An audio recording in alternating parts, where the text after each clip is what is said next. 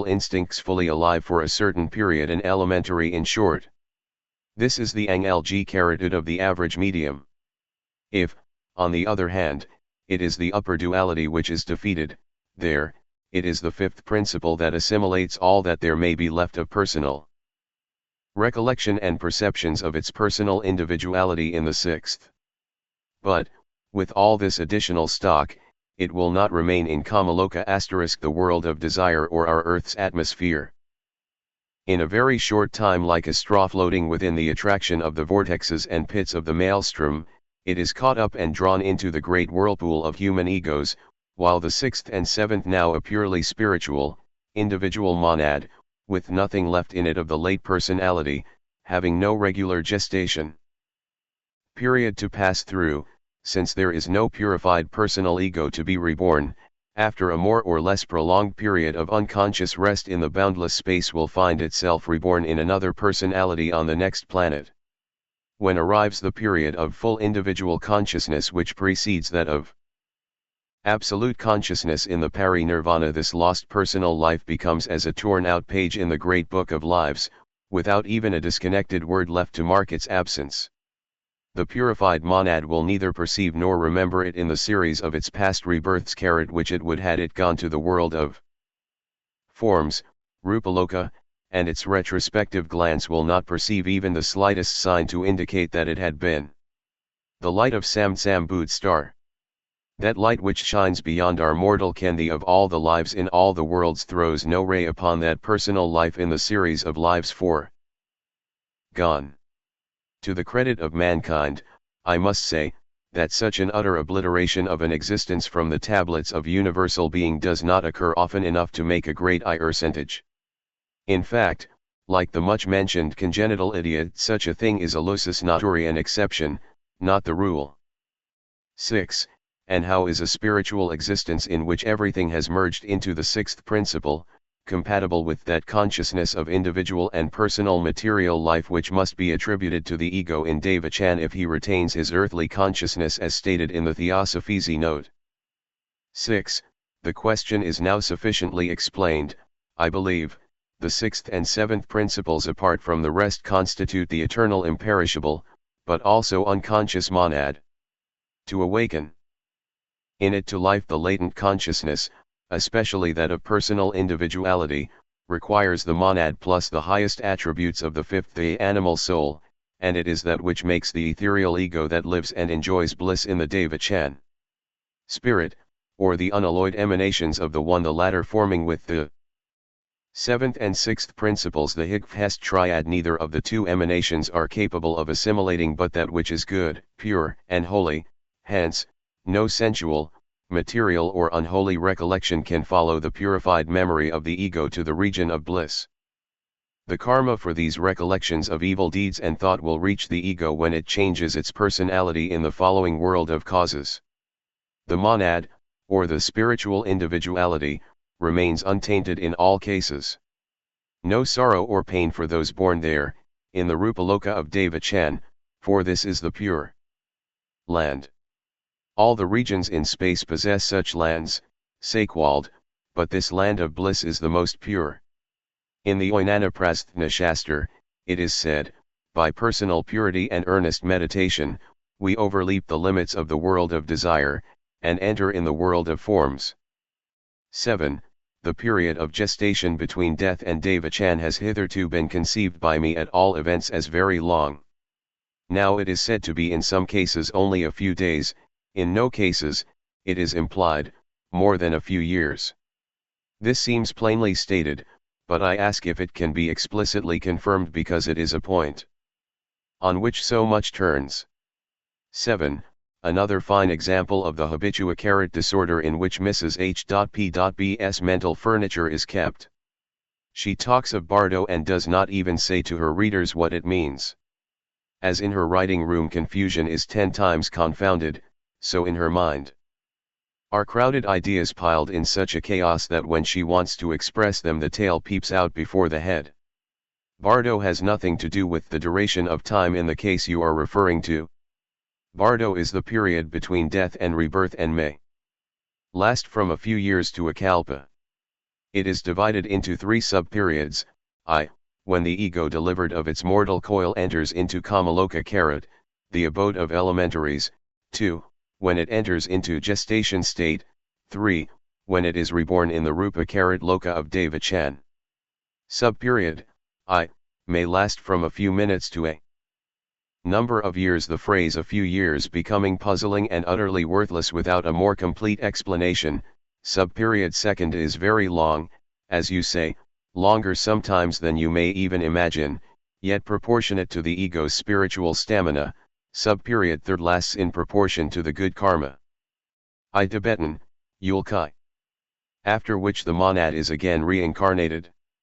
The Agama Sutra saying in all these Rupalokas, the devas, spirits, are equally subjected to birth, decay, old age, and death, means only that an ego is born thither, then begins fading out and finally dies, i.e., falls into that unconscious condition which precedes rebirth, and ends the sloka with these words: as the devas emerge from these heavens, they enter the lower world again, i.e., they leave a world of bliss to be reborn in a world of causes. 8. In that case, and assuming that Devachan is not solely the heritage of adepts and persons almost as elevated, there is a condition of existence tantamount to heaven actually going on, from which the life of earth may be watched by an immense number of those who have gone before. 9. And for how long? Does this state of spiritual beatitude endure for years? For decades? For centuries? 8. Most emphatically, the Devachan is not solely the heritage of adepts, and most decidedly there is a heaven, if you must use this astrogeographical Christian term, for an immense number of those who have gone before. But the life of earth can be watched by none of these, for reasons of the law of bliss plus Maya already given. 9. For years, decades, centuries, and millenniums, oftentimes multiplied by something more. It all depends upon the duration of karma. Fill with oil dense little cup and a city reservoir of water, and lighting both, see which bums the longer. The ego is the wick and karma the oil, the difference in the quantity of the latter, in the cup and the reservoir, suggesting to you the great difference in the duration of various karmas. Every effect must be proportionate to the cause. And, as man's terms of incarnate existence bear but a small proportion to his periods of internatal existence in the manvantaric cycle, so the good thoughts, words, and deeds of any one of these lives on a globe are causative of effects, the working out of which requires far more time than the evolution of the causes occupied. Therefore, when you read in the Ts and other Fapta stories of the Buddhist scriptures that this or the other good action was rewarded by kalpas of several figures of bliss, do not smile at the absurd exaggeration, but bear in mind what I have said. From a small seed, spring a tree whose life endures now for 22 centuries, I mean the Anradhapurabo tree. Nor must you laugh, if ever you come across Payudhadana or any other Buddhist sutra and read, between the Kamaloka and the Rupa Karat Loka there is a locality. Philosophical and Theocritical Teachings 107 The dwelling of Mara, death. Trias Mara filled with passion and lust, destroys all virtuous principles, as a stone grinds corn. His palace is 7,000 yojanas square and is surrounded by a sevenfold wall, for you will feel now more prepared to understand the allegory.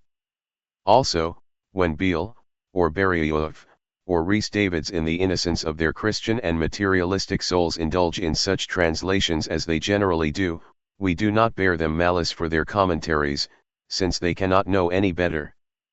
But what can the following mean?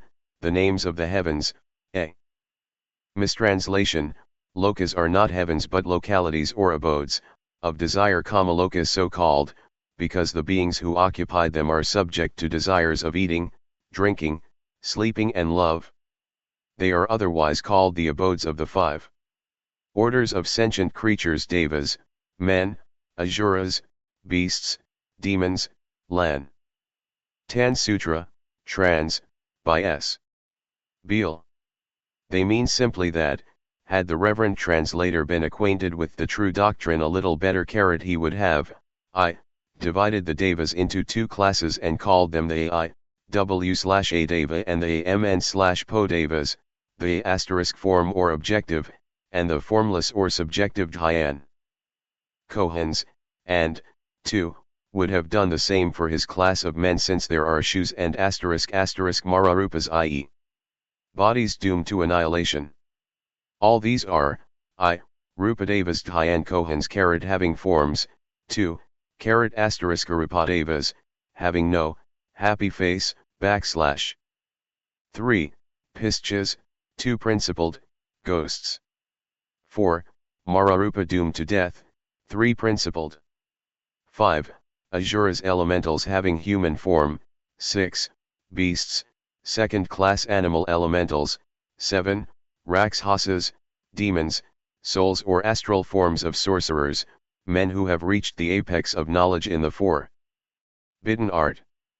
Dead or alive they have, so to say, cheated nature, but it is only temporary until our planet goes into obscuration, after which they have nolens volens to be annihilated. It is these 7 groups that form the principal divisions of the dwellers of the subjective world around us. It is in stock no. I that are the intelligent rulers of this world of matter, and, who, won this Mara, as you may well think, is the allegorical image of the sphere.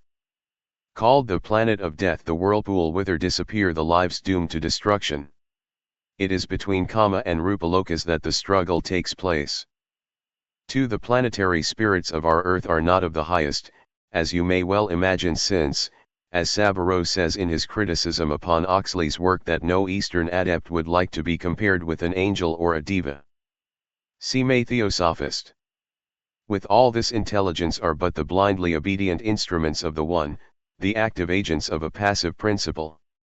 And thus are misinterpreted and mistranslated nearly all our sutras, yet even under that confused jumble of doctrines and words, for one who knows even superficially the true doctrine, there is firm ground to stand upon.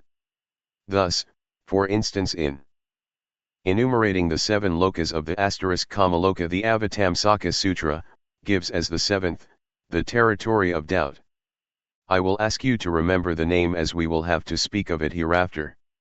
Every such * world within the sphere of effects has a Gata, or Dhyan Kohan, to protect and watch over, not to interfere with it. Of course, of all men, spiritualists will be the first to reject and throw off our doctrines to the limbo of exploded superstitions. Were we to assure them that every one of their summerlands had 7 boarding houses in it with the same number of *v spirit guides to boss in them, and call these angels, St. Peter's, John's, and St. Ernest's, they would welcome us with open arms. But who ever heard of Tathagats and Dhyan Kohans, Asuras, and elementals? Preposterous. Still, we are happily allowed, by our friends, Mr. Egelinton, at least, to be possessed of a certain knowledge of occult sciences, vide light. And thus, even this meat of knowledge is at your service, and is now helping me to answer your following question: is there any intermediate condition between the spiritual beatitude of Deva Chan, and the forlorn shadow life of the once half-conscious elementary reliquy of human beings who have lost their 6th principle? Because if so, that might give Azoka Standi in imagination to the Ernests and Joeys of the spiritual mediums the better sort of controlling spirits. If so, surely that must be a very populous world, from which any amount of spiritual * communications might come. Alas, no, my friend, not that I know of. From Sioux Cavity down to the territory of doubt there is a variety of spiritual states, but I am not aware of any such intermediate condition.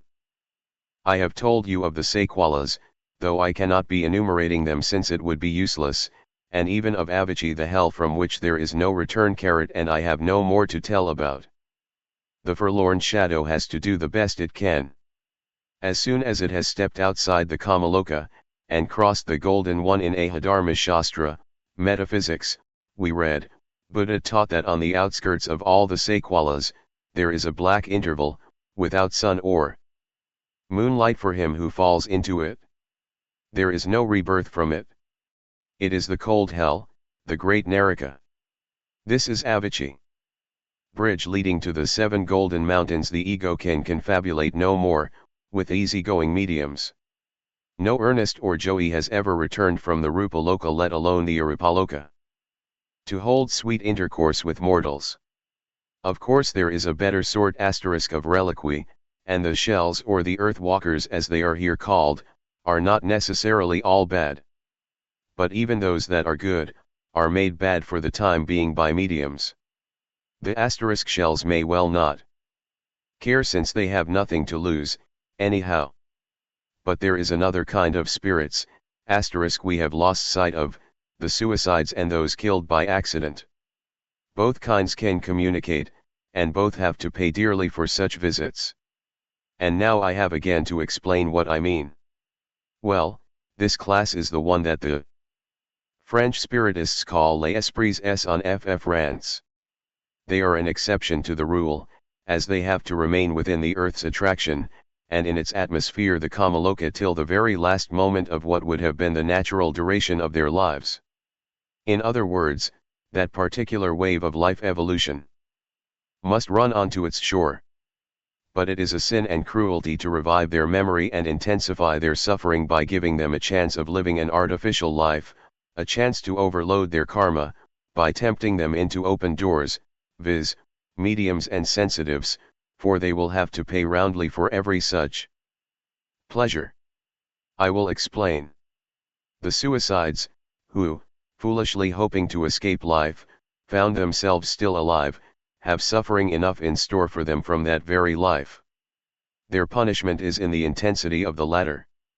Having lost by the rash act their 7th and 6th principles, though not forever, as they can regain both. Instead of accepting their punishment, and taking their chances of redemption, they are often made to regret life and tempted to regain a hold upon it by sinful means. In the Kamaloka, the land of intense desires, they can gratify their earthly yearnings but through a living proxy, and by so doing, at the expiration of the natural term, they generally lose their monad forever. As to the victims of accident, these fare still worse. Unless they were so good and pure, as to be drawn immediately within the Akashic SA-77 yati, i.e., to fall into a state of quiet slumber, a sleep full of rosy dreams, during which, they have no recollection of the accident, but move and live among their familiar friends and scenes, until their natural life term is finished, when they find themselves born in the day which a gloomy fate is theirs. Unhappy shades, if sinful and sensual they wander about, not shells, for their connection with their 2 higher principles is not quite broken, until their death hour comes. Cut off in the full flush of earthly passions which bind them to familiar scenes, they are enticed by the opportunities which mediums afford, to gratify them vicariously. They are the Pisachas, the Tukyai and Susanbi of medieval times.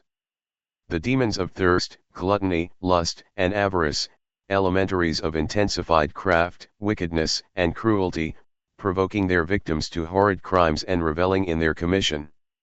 They not only ruin their victims, but these psychic vampires, borne along by the torrent of their hellish impulses, at last, at the fixed close of their natural period of life, they are carried out of the earth's aura into regions where for ages they endure exquisite suffering and end with entire destruction. But if the victim of accident or violence, be neither very good nor very bad, an average person, then this may happen to him. A medium who attracts him, will create for him the most undesirable things, a new combination of skandhas and a new and evil karma. But let me give you a clearer idea of what I mean by karma in this case. In connection with this, let me tell you before, that since you seem so interested with the subject, you can do nothing better than to study the 2 doctrines of karma and nirvana as profoundly as you can. Unless you are thoroughly well acquainted with the 2 tenets, the double key to the metaphysics of Abid Dharma, you will always find yourself at sea in trying to comprehend the rest. We have several sorts of karma and nirvana in their various applications to the universe, the world, devas, buddhas, bodhisattvas, men, and animals, the second including its 7 kingdoms. Karma and nirvana are but two of the 7 great mysteries of Buddhist metaphysics, and but 4 of the 7 are known to the best Orientalists, and that very imperfectly. If you ask a learned Buddhist priest what is karma, he will tell you that karma is what a Christian might call providence, in a certain sense only, and a Mohammedan kismet, fate, or destiny. Again in one sense. That is that cardinal tenet which teaches that, as soon as any conscious or sentient being, whether man, deva, or animal dies, a new being is produced and he or it reappears in another birth, on the same or another planet under conditions of his or its own antecedent making. Or, in other words, that karma is the guiding power, and trishna, in Pali tanha, the thirst or desire to sentiently live, the proximate force or energy, the resultant of human, or animal, actions, which, out of the old skandhas produce the new group that form the one. I remarked that in the second as well as in the first edition of your Occult World the same misprint appears, and that the word skandha is spelt shanha on page 130. As it now stands, I am made to express myself in a very original way for a supposed adept. New Baingand control the nature of the birth itself. Or to make it still clearer, the new being is rewarded and punished for the meritorious acts and misdeeds of the old one, karma representing an entry book, in which all the acts of man, good, bad, or indifferent, are carefully recorded to his debit and credit by him self, so to say, or rather by these very actions of his. There, where Christian poetical fiction created, and sees a recording guardian angel, stern and realistic Buddhist logic, perceiving the necessity that every cause should have its effect, shows its real presence. The opponents of Buddhism have laid great stress upon the alleged injustice that the doer should escape and an innocent victim be made to suffer, since the doer and the sufferer are different beings. The fact is, that while in one sense they may be so considered, yet in another they are identical. The old being is the sole parent, father and mother at once of the new being. It is the former who is the creator and fashioner, of the latter, in reality, and far more so in plain truth, than any father in flesh. And once that you have well mastered the meaning of skandhas, you will see what I mean. It is the group of skandhas that form and constitute the physical and mental individuality we call man, or any being. This group consists, in the exoteric teaching, of 5 skandhas, namely, rupa the material properties or attributes, vedana sensations, sana abstract ideas, sankhara tendencies both physical and mental, and vijnana mental powers, and amplification of the fourth meaning the mental, physical, and moral predispositions. We add to them 2 more, the nature and names of which you may learn hereafter.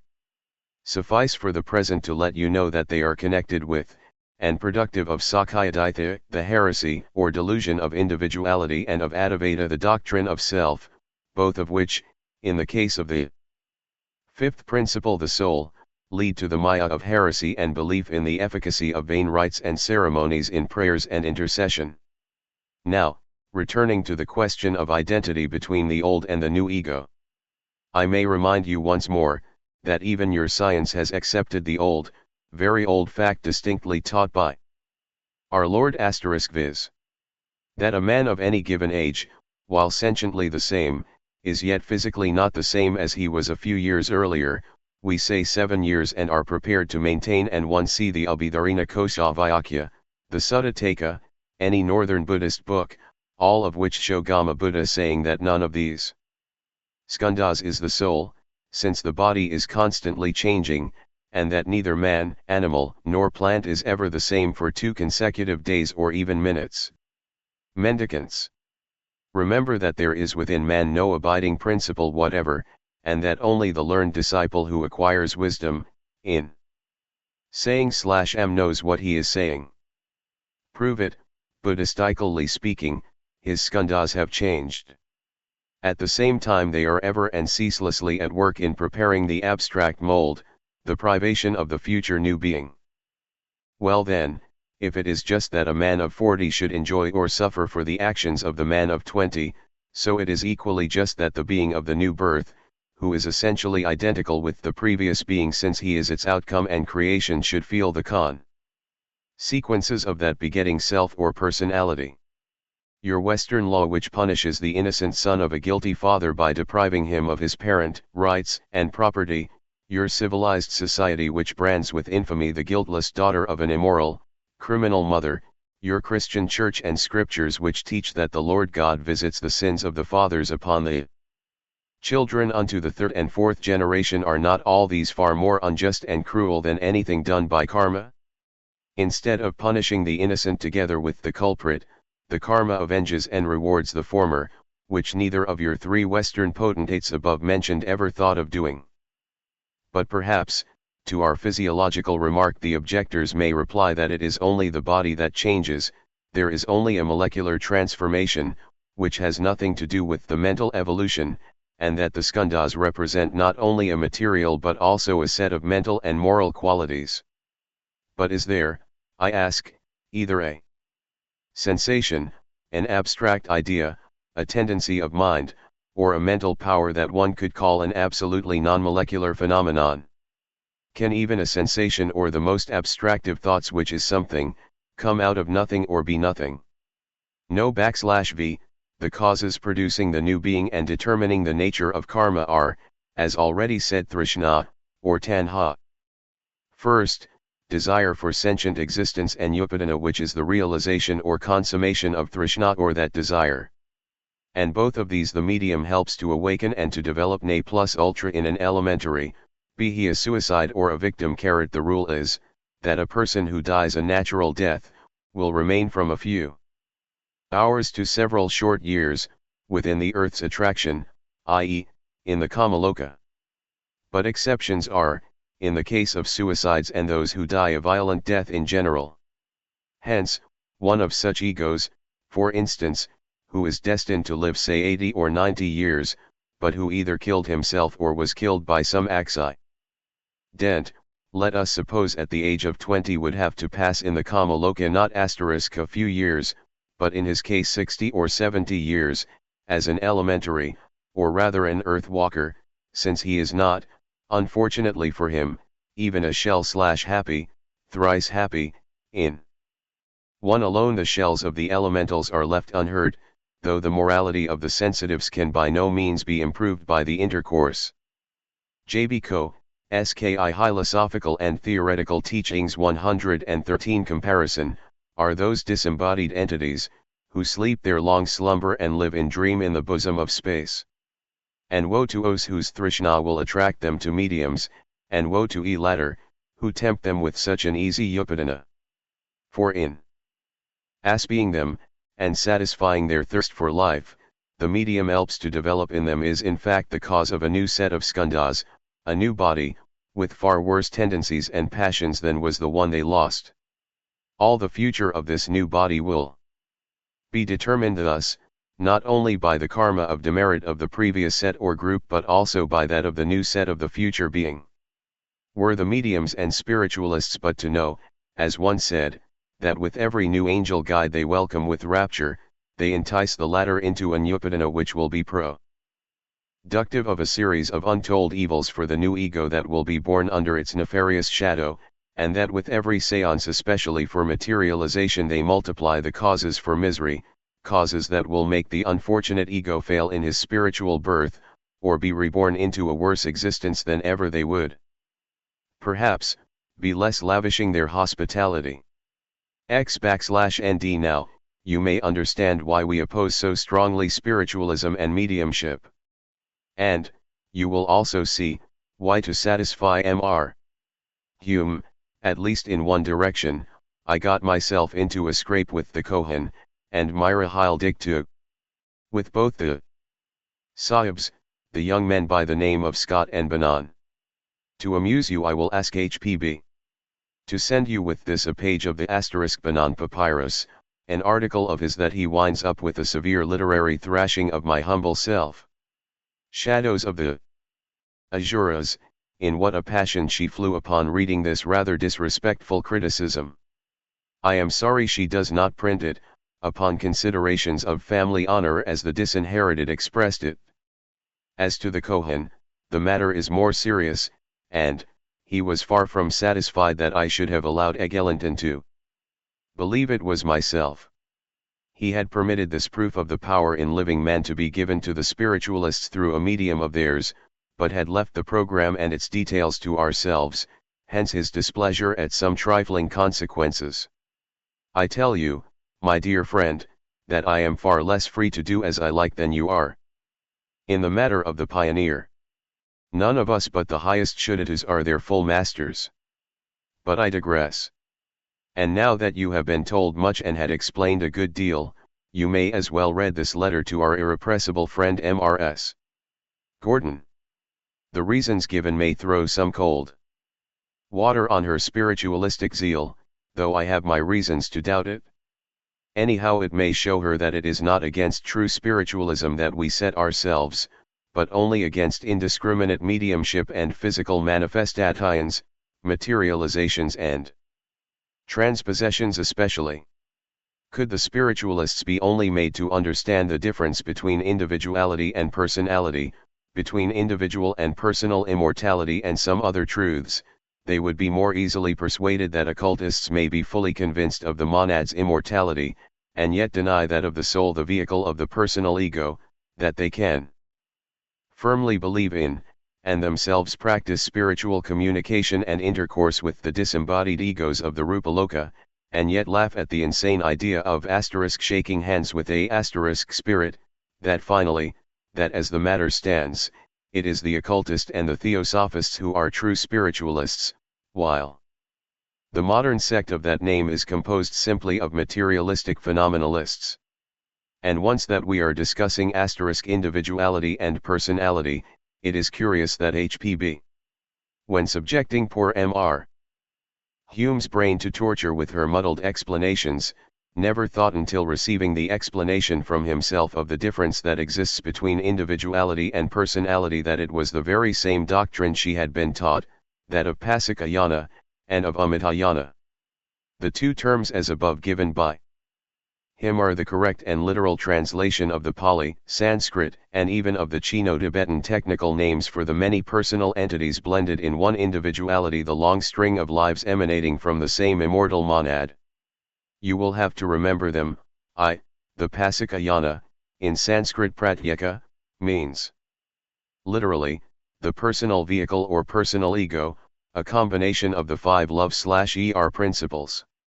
While, 2, the Amitayana, in Sanskrit *amrita, is translated, the immortal vehicle, or the individuality, the spiritual soul, or the immortal monad, a combination of the 5th, 6th and 7th*. It appears lo me that one of our great difficulties in trying to understand the progress of affairs turns on our ignorance so far of the divisions of the 7 principles. Each has in turn its 7 elements, we are told. Can we be told something more concerning the 7-fold constitution of the 4th and 5th principles especially? It is evidently in the divisibility of these that the secret of the future and of many psychic phenomena here during life, resides. Quite right.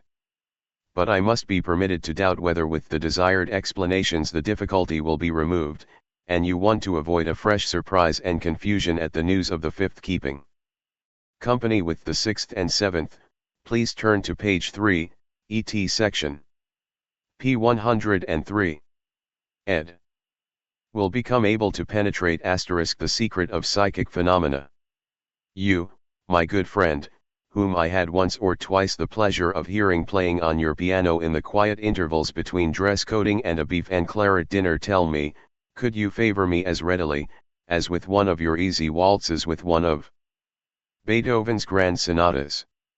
Pray, have patience. Yet, I would not refuse you by any means. You will find the 4th and the 5th principles, divided into roots and branches on a fly sheet herein enclosed if I find time.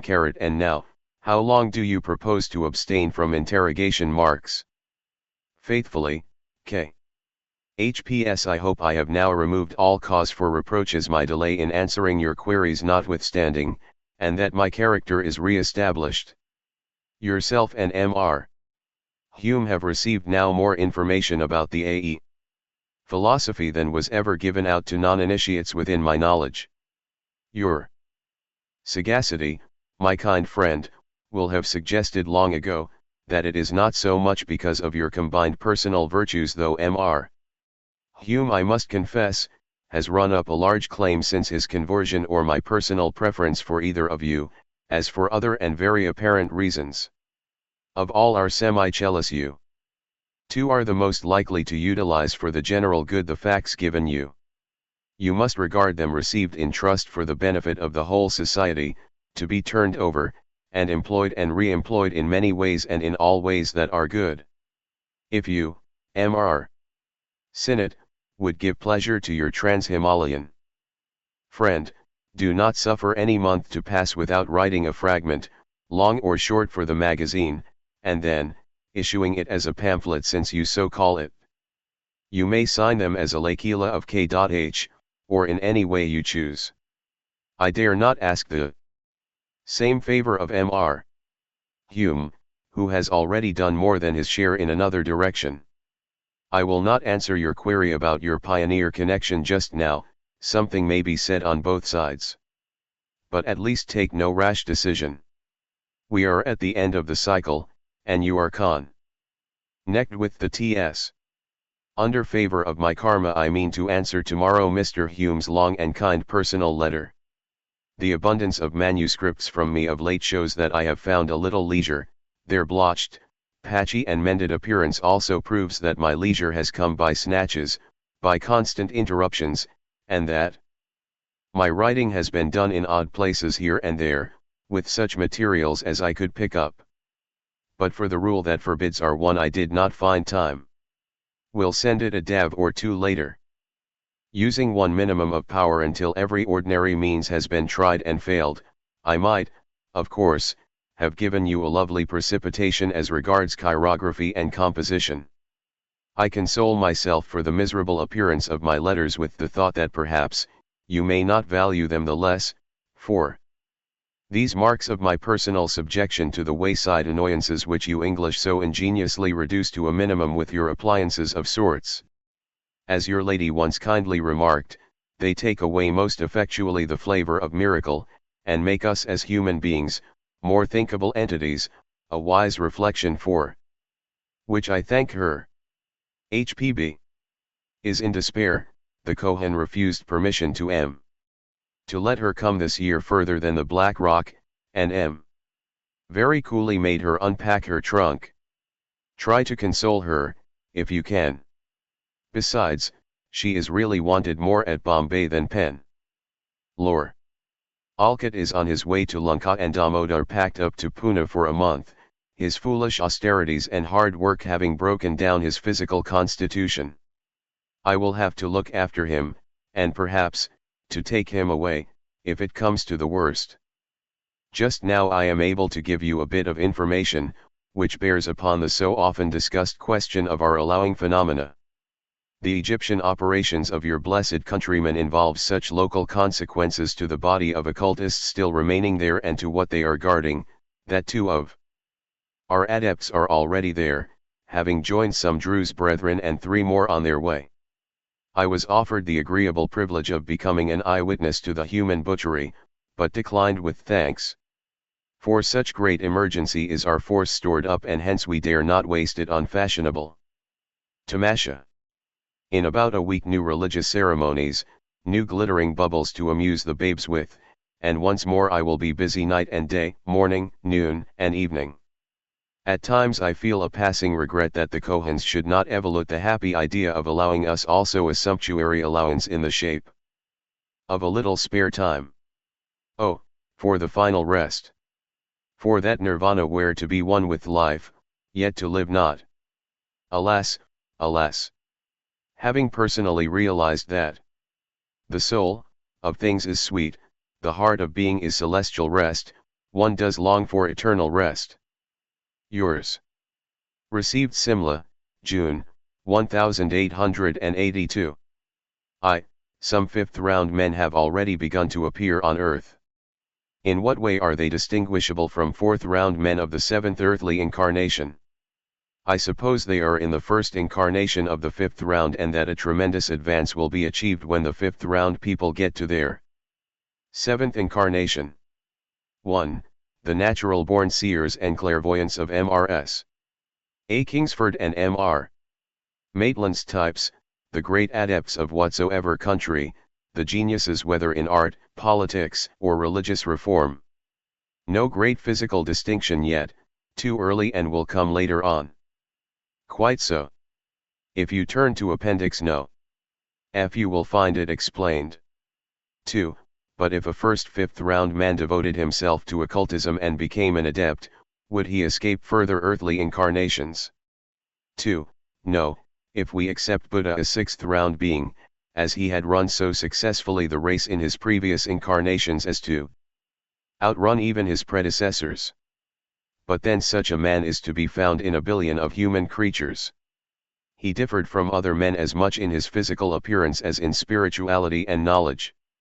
Yet even he escaped further reincarnations but on this earth, and, when the last of the sixth round men of the third ring is gone out of this earth, the great teacher will have to get reincarnated on the next planet. Only, and since he sacrificed nirvanic bliss and rest for the salvation of his fellow creatures, he will be reborn in the highest, the seventh ring of the upper planet. Till then he will overshadow every decimillennium, let us rather say, and has overshadowed already a chosen individual who generally overturned the destinies of nations. See Isis, Volume I, pp. 34 and 35 last and first para, on the pages. 3. Is there any essential spiritual difference between a man and a woman, or is sex a mere accident of each birth, the ultimate future of the individual furnishing the same opportunity? 3. A mere accident, as you say. Generally a chance work, yet guided by individual karma, moral aptitudes, characteristics and deeds of a previous birth. K.HS replies to Mr. Sinnott's queries are printed in bold type. Ed. 2 see letter No. 18 ed. 4. The majority of the superior classes of civilized countries on earth now, I understand to be seventh asterisk ring people, i.e. of the seventh earthly incarnation, of the fourth round. The Australian Aborigines I understand to be a low ring? Which? And are the lower and inferior classes of civilized countries of various rings? Or of the ring just below the seventh? And are all seventh ring people born in the superior classes, or may not some be born among the poor? 4. Not necessarily. Refinement, polishedness, and brilliant education, in your sense of these words, have very little to do with the course of higher nature's law. Take a seventh ring African or a fifth ring Mongolian, and you can educate him if taken from the cradle, save his physical appearance, and transform him into the most brilliant and accomplished English lord. Yet, he will still remain but an outwardly intellectual parrot. See Appendix No. 2. 5. The old lady told me that the bulk of the inhabitants of this country are in some respects less advanced than European, though more spiritual. Are they on a lower ring of the same roundy, or does the difference refer to some principle of national cycles which has nothing to do with individual progress? 5. Most of the peoples of India belong to the oldest or the earliest branchlet of the fifth human race. I have desired to end his letter to you with a short summary of the last scientific theory of your learned ethnographers and naturalists, to save myself work. Read what he writes and then turn to No. Ill. Of my appendix. What is the explanation of Ernest and Eglinton's other guide? Are they elementaries drawing their conscious vitality from him, or elementals masquerading? When Ernest took that sheet of pioneer notepaper, how did he contrive to get it without mediumship at this end? I can assure you it is not worth your while now to study the true natures of the Ernests and Joeys and other guides as unless you become acquainted with the evolution of the corruptions of elemental dross, and those of the 7 principles in man. You would find yourself at a loss to understand what they really are. There are no written statutes for them, and they can hardly be expected to pay their friends and admirers the compliment of truth, silence, or forbearing. If some are related to them as some soulless physical mediums are, they shall meet. If not, better leave them alone. They gravitate but to their like the mediums, and their relation is not made but forced by foolish and sinful phenomena-mongers. They are both elementaries and elementals at best, a low mischievous degrading jangle. You want to embrace too much knowledge at once, my dear friend, you cannot attain at a bound all the mysteries. See however appendix, which is in reality a letter. I do not know Subaru, who is a pupil of M. At least he knows very little of me. Yet one know, he will never consent to come to Simla. But if ordered by Maurya, will teach from Madras, i.e., correct the MSS. As M. did, comment upon them, answer questions, and be very, very useful. He has a perfect reverence and adoration for HPBK. H. Letter No. XVIH received Simla, June, 1882. Appendix I. Every spiritual individuality has a gigantic evolutionary journey to perform, a tremendous gyratory process to accomplish. First, at the very beginning of the great Mahamanvantaric rotation, from first to last of the man-bearing planets, as on each of them, the monad has to pass through 7 successive races of man. From the dumb offshoot of the ape, the latter strongly differentiating from the now known specimens, up to the present 5th race, or rather variety, and through 2 more races, before he has done with this earth only, and then on to the next, higher and higher still. But we will confine our attention but to this one. Each of the 7 races sends 7 ramifying branchlets from the parent branch, and through each of these in turn man has to evolute before he passes on to the next higher race, and that 7 times. Well, may you open wide your eyes, good friend, and feel puzzled it is so. The branchlets teep if a varying species. Men's of humanity physically and spiritually, and no one of us can miss one single rung of the ladder. With all that, there is no reincarnation as taught by the London CRS/MRS. AK, as the intervals between the rebirths are too immeasurably long to permit of any such fantastic ideas. Please, bear in mind, that when I say man, I mean a human being of our type. There are other and innumerable manvantaric chains of globes bearing intelligent beings both in and out of our solar system, the crowns or apexes of evolutionary being in their respective chains, some physically and intellectually lower, others immeasurably higher than the man of our chain. But beyond mentioning them, we will not speak of these at present. Through every race then, man has to pass, making 7 successive entrances and exits and developing intellect to degrees from the lowest to the highest in succession. In short, his earth cycle with its rings and st-B rings is the exact counterpart of the great cycle, only in miniature. Bear in mind again, that the intervals even between these special race reincarnations are enormous, as even the dullest of the African bushmen has to reap the reward of his karma, equally with his brother bushman who may be 6 times more intelligent. Your ethnographers and anthropologists would do well to ever keep in their minds this unvarying septenary law which runs throughout the work of nature. From Cuvier, the late Grand Master of Protestant theology, whose Bible-stuffed brain made him divide mankind into but 3 distinct varieties of races, down to Blumenbach, who divided them into 5, they were all wrong. Alone Pritchard, who prophetically suggested 7, comes near the right mark. I read in the Pioneer of June 12, forwarded to me by H.P.B. a letter on the ape theory by A.P.W., which contains a most excellent exposition of the Darwinian hypothesis. The last paragraph, page 6, column I, would be regarded, barring a few errors, as a revelation in a millennium or so, were it to be preserved. Reading the 9 lines from line 21, counting from the bottom, you have a fact of which few naturalists are yet prepared to accept the proof.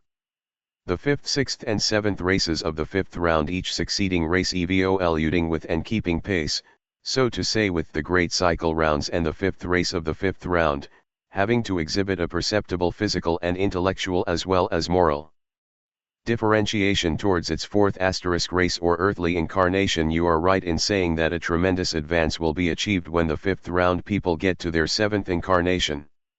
2. Nor has wealth nor poverty, high or low birth any influence upon it, for this is all a result of their karma. Neither has what you call civilization much to do with the progress. It is the inner man, the spirituality, the illumination of the physical brain by the light of the spiritual or divine intelligence that is the test. The Australian, the Eskimo, the Bushman, the Vedas, etc., are all side-shooting branchlets of that branch which you call cavemen, the third race, according to your science the second, that evolved on the globe.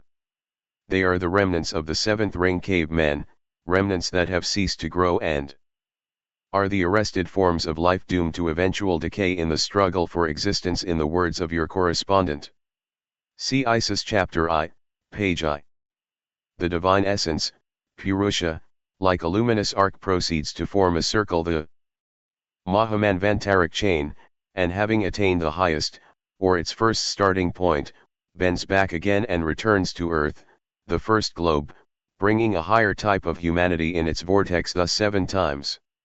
Approaching our earth it grows more and more shadowy until on touching ground it becomes as black as night, i.e.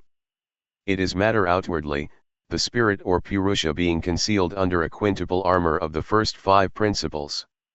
Now see 3 lines on page 5 for the word mankind read human races, and for that of civilization read spiritual evolution of that predictar race, and you have the truth which had to be concealed at that incipient tentative stage of the Theosophical Society. See again pp. 13 last paragraph and 14 first paragraph, and note the underlined lines about Plato. Then cp.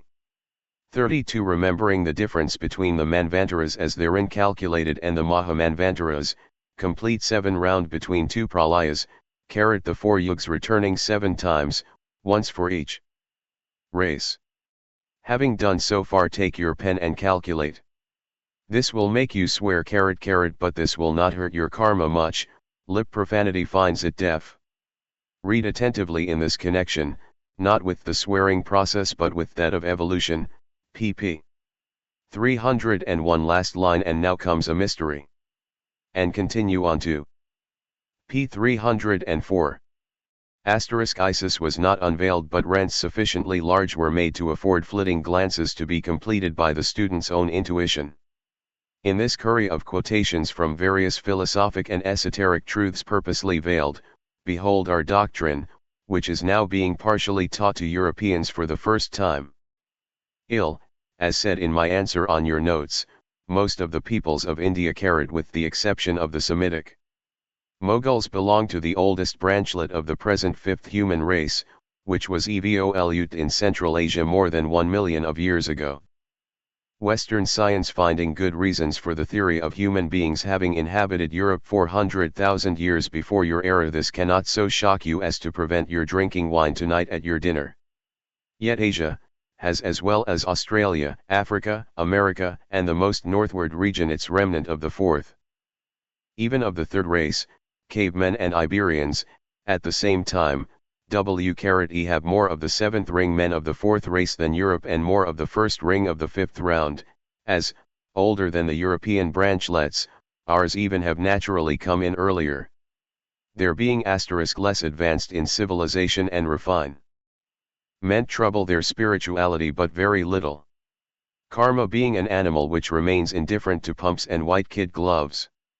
Neither your knives nor forks, operas, and drawing rooms will any more follow you in your onward progress than will the dead leaf-colored robes of the British aesthetics prevent the proprietors thereof and wearers from having been bomb among the ranks of those, who will be regarded, do what they may by the forthcoming 6th and 7th round men, as flesh-eating gond liquor-drinking savages of the Royal Society period.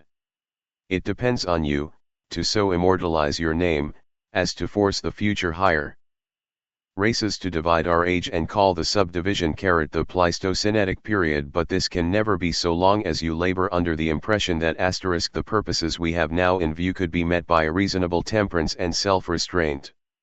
Occult science is a jealous mistress and allows not a shadow of self-indulgence, and it is fatal not only to the ordinary course of married life but even to flesh and wine drinking.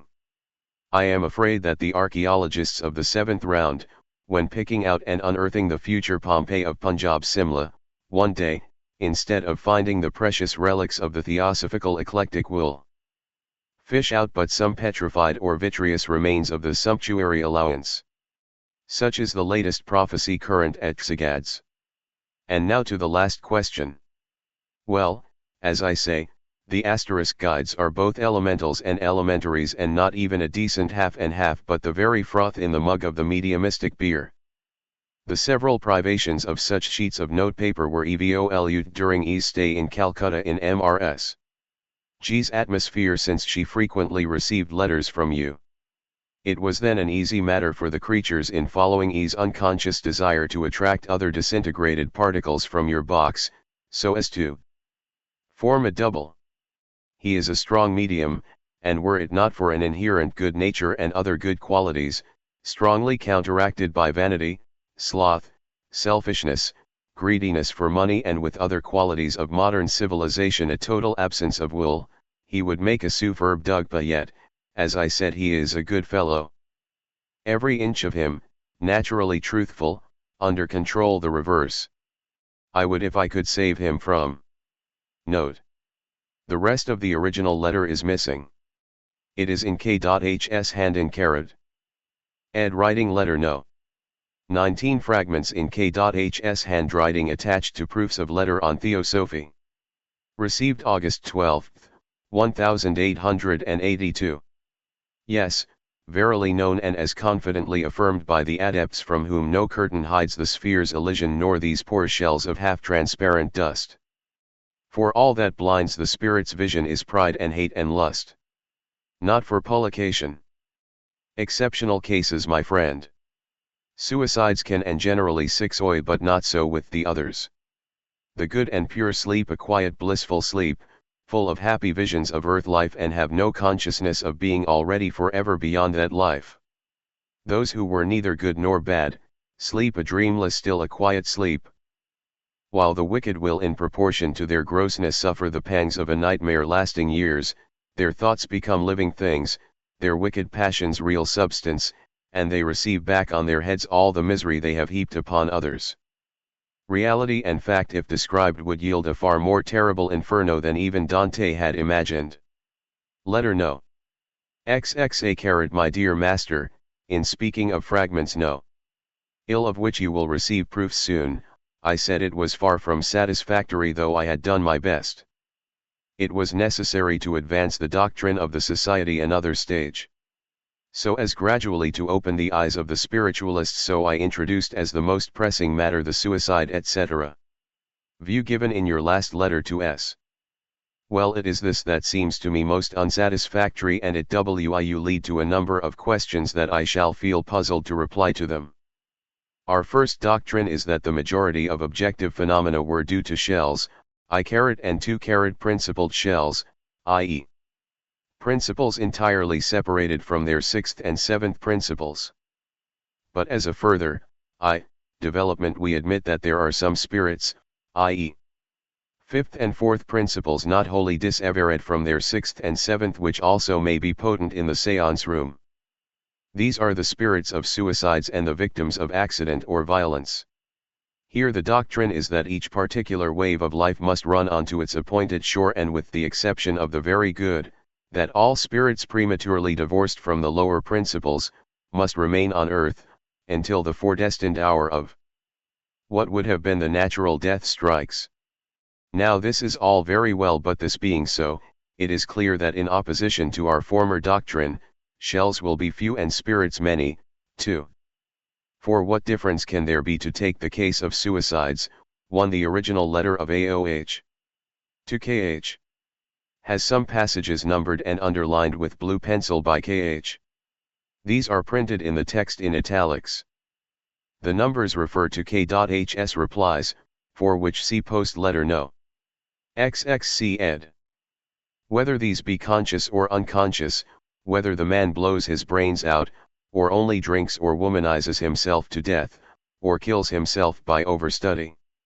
In each case equally the normal natural hour of death is anticipated and a spirit and not a shell the result, or again what difference does it make whether a man is hung for murder, killed in battle, in a railway train or a powder explosion, or drowned or burned to death, or knocked over by cholera or plague, or jungle fever or any of the other 1,001 epidemic diseases of which the seeds were not ab initio in his constitution, but when introduced there in consequence of his happening to visit a particular locality or undergo a given experience, both of which he might have avoided.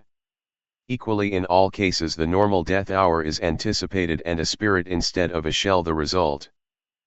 In England it is calculated that not 15% of the population reach their normal death period, and what with fevers and famines and their sequels, I fear the percentage is not much larger here, even where the people are mostly vegetarian and as a rule live under less unfavorable sanitary conditions. So then the great bulk of all the physical phenomena of spiritualists ought apparently to be due to these spirits and not to shells. I should be glad to have further information on this point. There is a second pk int. 3.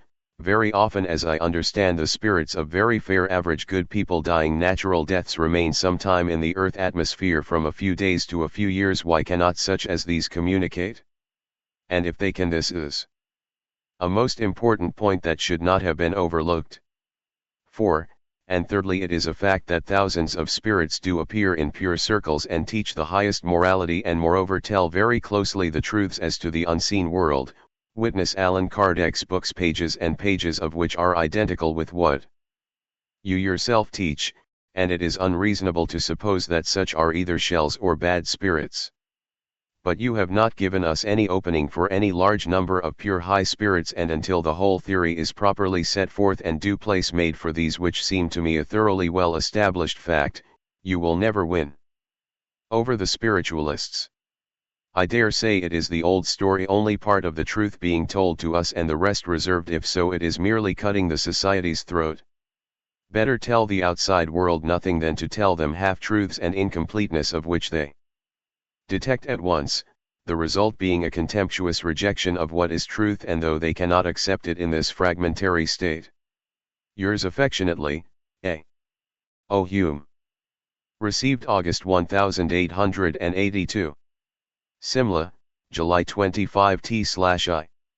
My dear old lady, I began to try to answer N.D.K's letter at once, so that if K.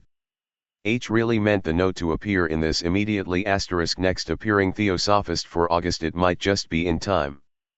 But I soon got into a tangle. Of course we have received no informa. That distinctly covers the question now raised, though I suppose we ought to be able to combine bits into an answer. The difficulty turns on giving the real explanation of Eliphas Levi's enigma in your note in the October Theosophist.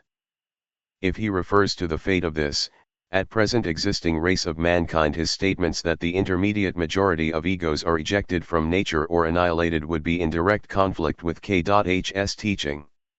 They do not die without remembrance, if they retain remembrance in Devachan and again recover remembrance, even of past personalities as of a book's pages, at the period of full individual consciousness preceding that of absolute consciousness in parinirvana. But it occurred to me that E.L. may have been dealing with humanity as a whole, not merely with the fourth round men. Great numbers of fifth round personalities are destined to perish, understand, and these might be his intermediate useless portion of mankind. But then the individual spiritual monads, as I understand the matter, do not perish whatever happens, and if a monad reaches the fifth round with all his previous personalities preserved in the pages of his book awaiting future perusal, he would not be ejected and annihilated because some of his fifth round pages were unfit for publication. So again there is a difficulty in reconciling the two statements. But again, is it conceivable that a spiritual monad, though surviving the rejection of its third and fourth round pages, cannot survive the rejection of fifth and sixth round pages? That failure to lead good lives in these rounds means the annihilation of the whole individual, who will never then get to the seventh round at all. But on the other hand, if that were so, the Eliphas Levi case would not be met by such a hypothesis, for long before then the individuals who had become co-workers with nature for evil would have been themselves annihilated by the obscuration of the planet. One letter from Mr. Sinnott to HPB. On the backs of the pages of which is part of a long letter from KH. No. XXC, Requeries of Hume's. Ed. X between the 5th and 6th rounds, if not by the obscuration between the 4th and the 5th, for to every round there is one obscuration, we are told. 5. There is another difficulty here, because some 5th rounders being here already, it is not clear when the obscuration comes on. Will it be behind the avant-couriers of the 5th round, who will not count as commencing the 5th, that epoch only really beginning after the existing race has totally decayed out? But this idea will not work. Having got so far in my reflections yesterday, I went up to Hume to see if he could make out the puzzle and so enable me to write what was wanted for this post. But on looking into it and looking back to the October Theosophist, we came to the conclusion that the only possible explanation was that the October Theosophist note was utterly wrong and totally at variance with all our later teaching. Is that really the solution? One do not think so, or KH would not have set me to reconcile the two. But you will see that at present, with the best will in the world, I am utterly unable to do the job set me, and if my dear guardian and master will kindly look at these remarks, he will see the dilemma in which I am placed. And then in the way which will be the least trouble to himself, either through you or directly, he will perhaps indicate the line which the required explanation ought to take. Manifestly it cannot be done for the August number, but I am inclined to believe he never intended this, as the time is now so short. We all feel so sorry for you, overworked amid the heat and the flies. When you have got the August number off your hands, you might perhaps be able to take flight for here, and get a little rest among us. You know how glad at any time we should be to see you. Meanwhile my own individual plans are a little uncertain. I may have to return to Allahabad, in order to leave Hensman free to go as special correspondent to Egypt. I am fighting my proprietors tooth and nail to avert this result, but for a few days still the issue of the struggle will be uncertain. Ever yours, A. PS. As you may want to print the letter in this number, I return it herewith, but hope that this may not be the case, and that you will send it me back again, so that I may duly perform my little task with the help of a few words as to the line to be followed. Except in so far, that he constantly uses the terms God and Christ, which taken in their esoteric sense simply mean good in its dual aspect of the abstract and the concrete, and nothing more dogmatic. Eliphas Levi is not in any direct conflict with our teachings. It is again a straw blown out of a haystack, and accused by the wind to belong to a hayrick.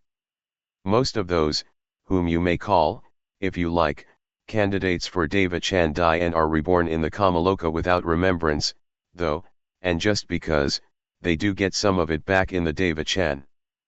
Nor can we call it a full but only a partial remembrance. You would hardly call remembrance a dream of yours, some particular scene or scenes, within whose narrow limits you would find enclosed a few persons, those whom you loved best with an undying love, that holy feeling that alone survives, and not the slightest recollection of any other events or scenes. Love and hatred are the only immortal feelings, the only survivors from the wreck of Yedama, or the phenomenal world. Imagine yourself then, in Devachan, with those you may have loved with such immortal love, with the familiar, shadowy scenes connected with them for a background and a perfect blank for everything else relating to your interior, social, political, literary and social life. And then, in the face of that spiritual, purely cogitative existence, of that unalloyed felicity which, in proportion with the intensity of the feelings that created it, last from a few to several thousand years, call it the personal remembrance of a P-sinative. You can. Dreadfully monotonous. You may think. Not in the least, I answer. Have you experienced monotony during, say, that moment which you considered then and now so consider it as the moment of the highest bliss you have ever felt? Of course not. Well, no more will you experience it there in that passage through eternity, in which 1,000,000 of years is no longer than a second. There, where there is no consciousness of an external world, there can be no discernment to mark differences. Hence, no perception of contrasts of monotony or variety, nothing in short, outside that immortal feeling of love and sympathetic attraction whose seeds are planted in the fifth, whose plants blossom luxuriantly in and around the fourth, but whose roots have to penetrate deep into the sixth principle, if it would survive the lower groups. And now I propose to kill two birds with one stone to answer your NMR. Hume's questions at the same time. Remember, both, that we create ourselves our Devachan as our Avicii while yet on earth, and mostly during the latter days and even moments of our intellectual, sentient lives. That feeling, which is the strongest in us at that supreme hour, when, as in a dream, the events of a long life, to their minutest details, are marshaled in the greatest order in a few seconds in our vision. That feeling will become the fashioner of our bliss or woe, the life principle of our future existence. In the latter we have no substantial being, but only a present momentary existence, whose duration has no bearing upon, as no effect, no relation to its being, which as every other effect of a transitory cause will be as fleeting and in its turn will vanish and cease to be. The real full remembrance of our lives will come but at the end of the minor cycle, not before. In Kamaloka those who retain their remembrance will not enjoy it at the supreme hour of recollection. Those who know they are dead in their physical bodies can only be either adepts or sorcerers, and these two are the exceptions to the general rule. Both having been co-workers with nature, the former for good, the latter for bad, in her work of creation and in that of destruction, they are the only ones who may be called immortal in the Kabbalistic and the esoteric sense, of course. Complete or true immortality, which means an unlimited sentient existence, can have no breaks and stoppages, no arrest of 5EZ/consciousness. And even the shells of those good men whose page will not be found missing in the great book of lives at the threshold of the great nirvana, even they will regain their remembrance and an appearance of self-consciousness only, after the sixth and seventh principles with the essence of the fifth, the latter having to furnish the material for even that partial recollection of personality which is necessary for the object in Devachan, have gone to their gestation period, not before. Even in the case of suicides and those who have perished by violent death, even in their case, consciousness requires a certain time to establish its new center of gravity, and evolve, as Sir W. Hamilton would have it, its perception proper henceforth to remain distinct from sensation proper. Thus, when man dies, his soul fifth prin becomes unconscious and loses all remembrance of things internal as well as external. Whether his stay in Kamaloka has to last but a few moments, hours, days, weeks, months, or years, whether he died a natural or a violent death, whether it occurred in his young or old age, and, whether the ego was good, bad, or indifferent, his consciousness leaves him as suddenly as the flame leaves the wick, when blown out. When life has retired from the last particle in the brain matter, his perceptive faculties become extinct forever, his spiritual powers of cogitation and volition, all those faculties in short, which are neither inherent in, nor acquirable by organic matter, for the time being. That vision takes place when a person is already proclaimed dead. The brain is the last organ that dies. Mayavirupa may be often thrown into objectivity, as in the cases of apparitions after death, but, unless it is projected with the knowledge of, whether latent or potential, or, owing to the intensity of the desire to see or appear to someone, shooting through the dying brain, the apparition will be simply automatical. It will not be due to any sympathetic attraction, or to any act of volition, and no more than the reflection of a person passing unconsciously near a mirror, is due to the desire of the latter. Having thus explained the position, I will sum up and ask again why it should be maintained that what is given by Eliphas Levi and expounded by HPB, is in direct conflict with my teaching El is an occultist, and a Kabbalist, and writing for those who are supposed to know the rudiments of the Kabbalistic tenets, uses the peculiar phraseology of his doctrine, and HPB follows suit. The only omission she was guilty of, was not to add the word Western between the two words occult and doctrine, see third line of editor's note. She is a fanatic in her way, and is unable to write with anything like system and calmness, or to remember that the general public needs all the lucid explanations that to her may seem superfluous. And, as you are sure to remark, but this is also our case, and you too seem to forget it, I will give you a few more explanations. As marked on the margin of the October Theosophist, the word immortality has for the initiates and occultists quite a different meaning. We call * immortal but the one life in its universal collectivity and entire or absolute abstraction, that which has neither beginning nor end, nor any break in its continuity. Does the term apply to anything else? Certainly it does not.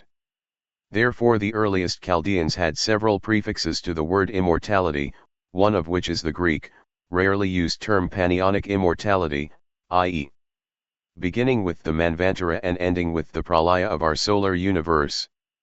It lasts the eon, or period of our pan or all nature. Immortal then is he, in the panionic immortality whose distinct consciousness and perception of self under whatever form undergoes no disjunction at any time. Not for 1 second, during the period of his egoship.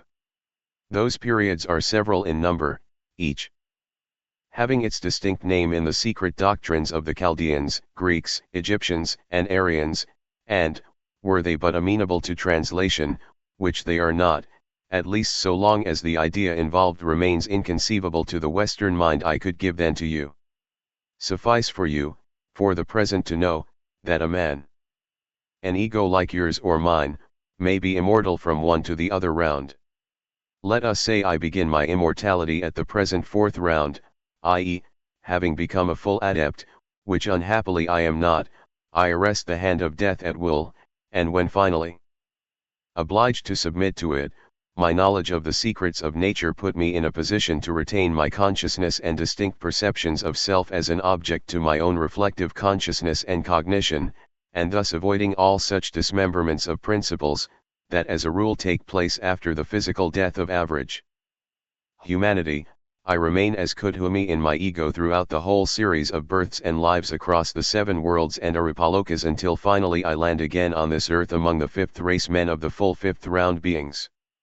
I would have been, in such a case * immortal for an inconceivable, to you, long period, embracing many milliards of years.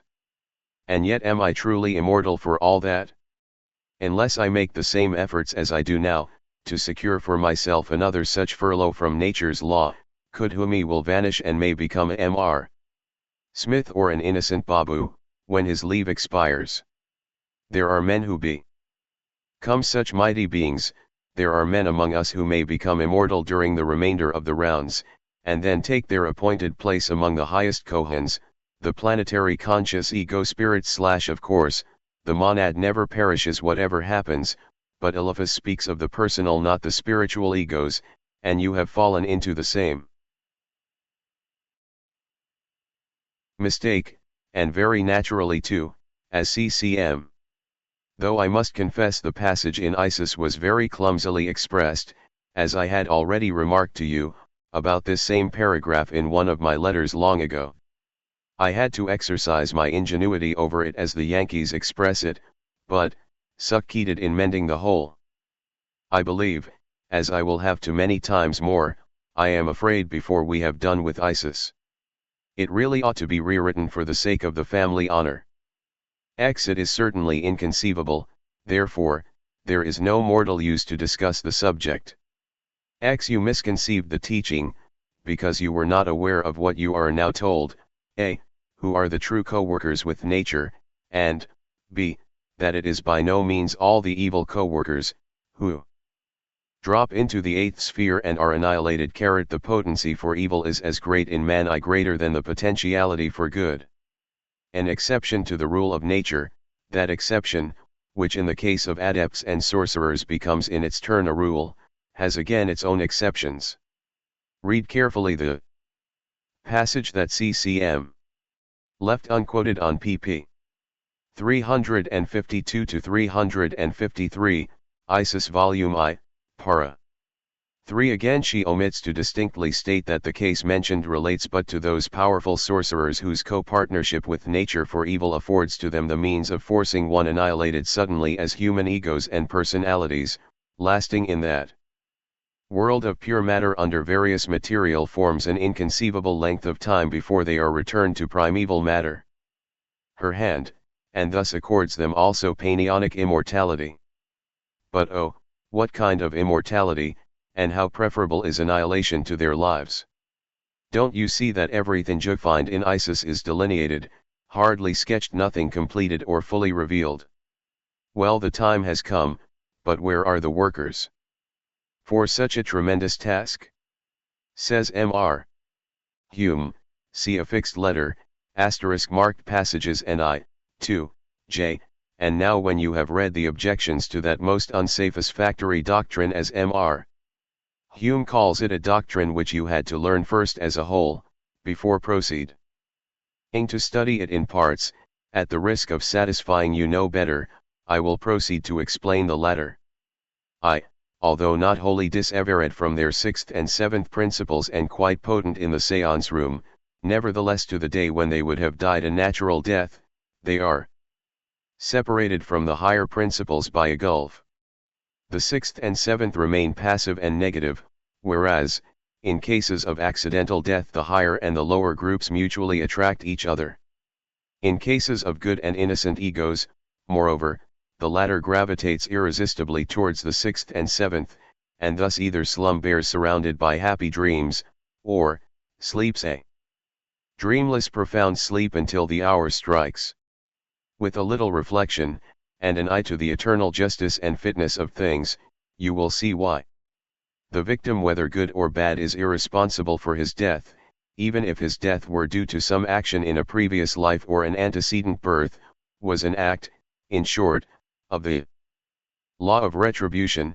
Still, it was not the direct result of an act deliberately committed by the personal ego of that life during which he happened to be killed.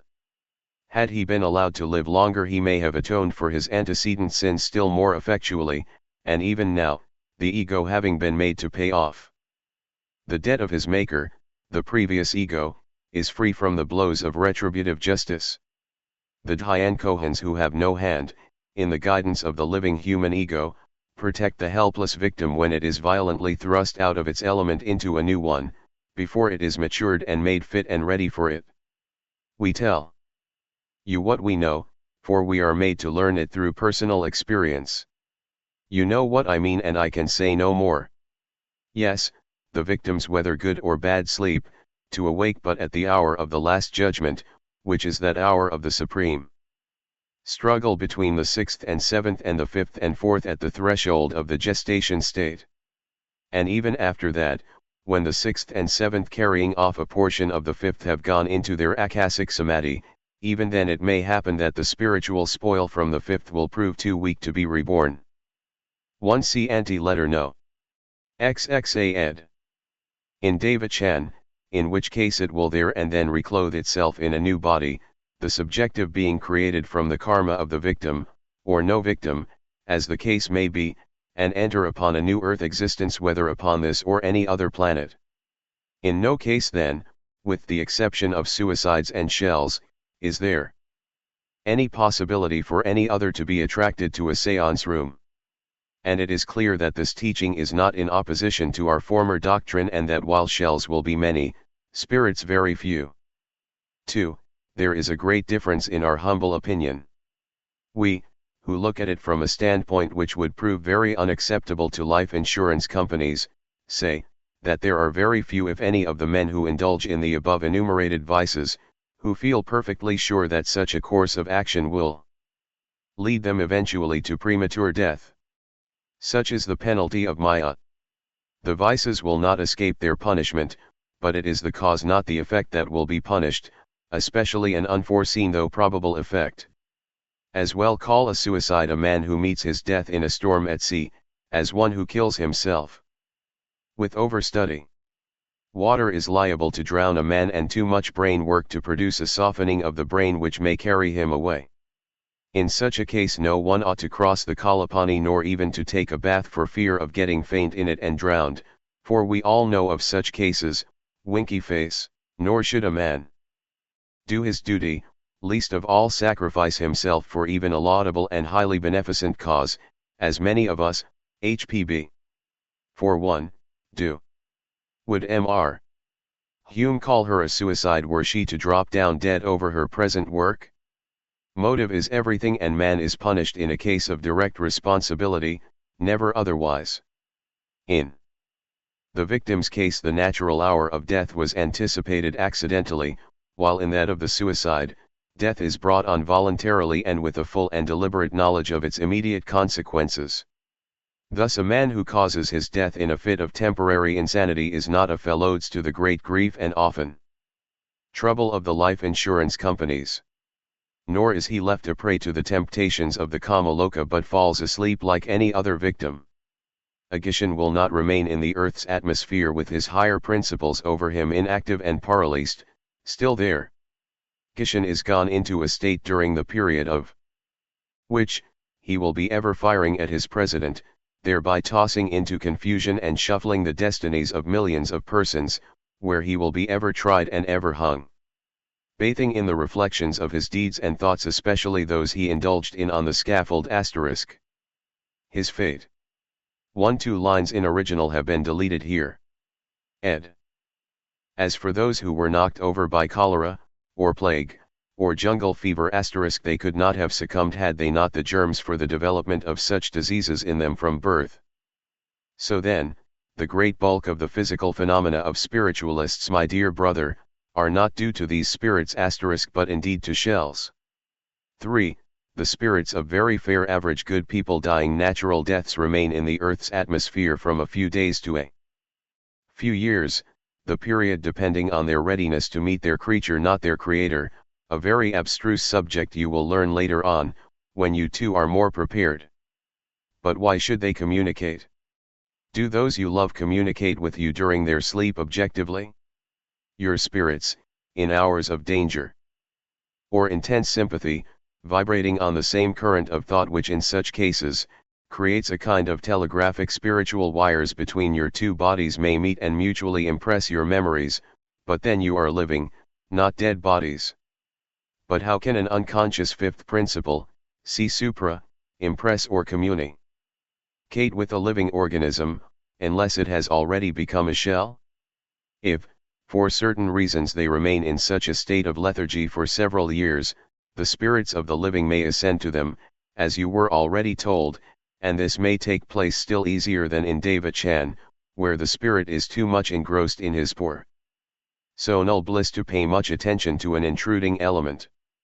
I say they cannot. 4. I am sorry to contradict your statement. I know of no thousands of spirits who disappear in circles, and moreover positively do not know of one perfectly pure circle and teach the highest morality. I hope I may not be classed with slanderers in addition to other names lately bestowed upon me, but truth compels me to declare that Allan Kardec was not quite immaculate during his lifetime, nor has become a very pure spirit since. As to teaching the highest morality, we have a Doug Pashammer not far from where I am residing. Quite a remarkable man. Not very powerful as a sorcerer, but excessively so, as a drunkard, a thief, a liar, and an orator. In this latter role he could give points to and beat Messrs. Gladstone, Bradlaugh, and even the Rev. H.W. Beecher, than whom, there is no more eloquent preacher of morality, and no greater breaker of his Lord's commandments in the USA. This Shapatung Lama, when thirsty, can make an enormous audience of yellow-cap laymen weep all their yearly supply of tears, with the narrative of his repentance and suffering in the morning, and then get drunk in the evening and rob the whole village by mesmerizing them into a dead sleep. Preaching and teaching morality with an end in view proves very little. Read *J.P.T's article in Light, and what I say will be corroborated. To APS. 5. the obscuration comes on only when the last man of whatever round has passed into the sphere of effects. Nature is too mathematically adjusted to cause mistakes to happen in the exercise of her functions. The obscuration of the planet on which are now evoluding the races of the fifth round men will, of course, be behind the few avant couriers who are now here. But before that time comes we will have to part, to meet no more, as the editor of the Pioneer and his humble correspondent. And now, having shown that the October number of the Theosophist was not utterly wrong, nor was it at variance with the later teaching, may KH set you to reconcile the two. To reconcile you still more with Eliphaz, I will send you a number of his manuscripts that have never been published, in a large, clear, beautiful handwriting with my comments all through. Nothing better than that can give you a key to the Kabbalistic puzzles. I have to write to Mr. Hume this week, to give him consolation, and to show, that unless he has a strong desire to live, he need not trouble himself about Devachan. Unless a man loves well or hates as well, he will be neither in Devachan nor in Avicii. Nature spews the lukewarm out of her mouth *. Means only that she annihilates their personal egos, not the shells, nor yet the sixth principle, in the Kamaloka and the Devachan. This does not prevent them from being immediately reborn, and, if their lives were not very bad, there is no reason why the eternal monad should not find the page of that life intact in the book of life. KH letter no. XXP received back to 2.8.82. August 1 to th. My dear guardian, I am afraid the present letters on Theosophy are not worth much, for I have worked on too literal an acceptance of some passages in your long letter about Devachan. The bearing of that seemed to be that the accidents as well as the suicides, were in danger from the attraction of the seance room. You wrote, one letter from Mr. Sinnott to KH. With K.H's comments printed in bold type. Ed. But there is another kind of spirit we have lost sight of, the suicides and those killed by accidents. Both kinds can communicate and both have to pay dearly for such visits. Correct. And later on, after speaking of the case of the suicides in detail, you say, as to the victims of accident these fare still worse. Unhappy shades. Cut off in the full flush of earthly passions. They are the pisachas etc. They not only ruin their victims etc.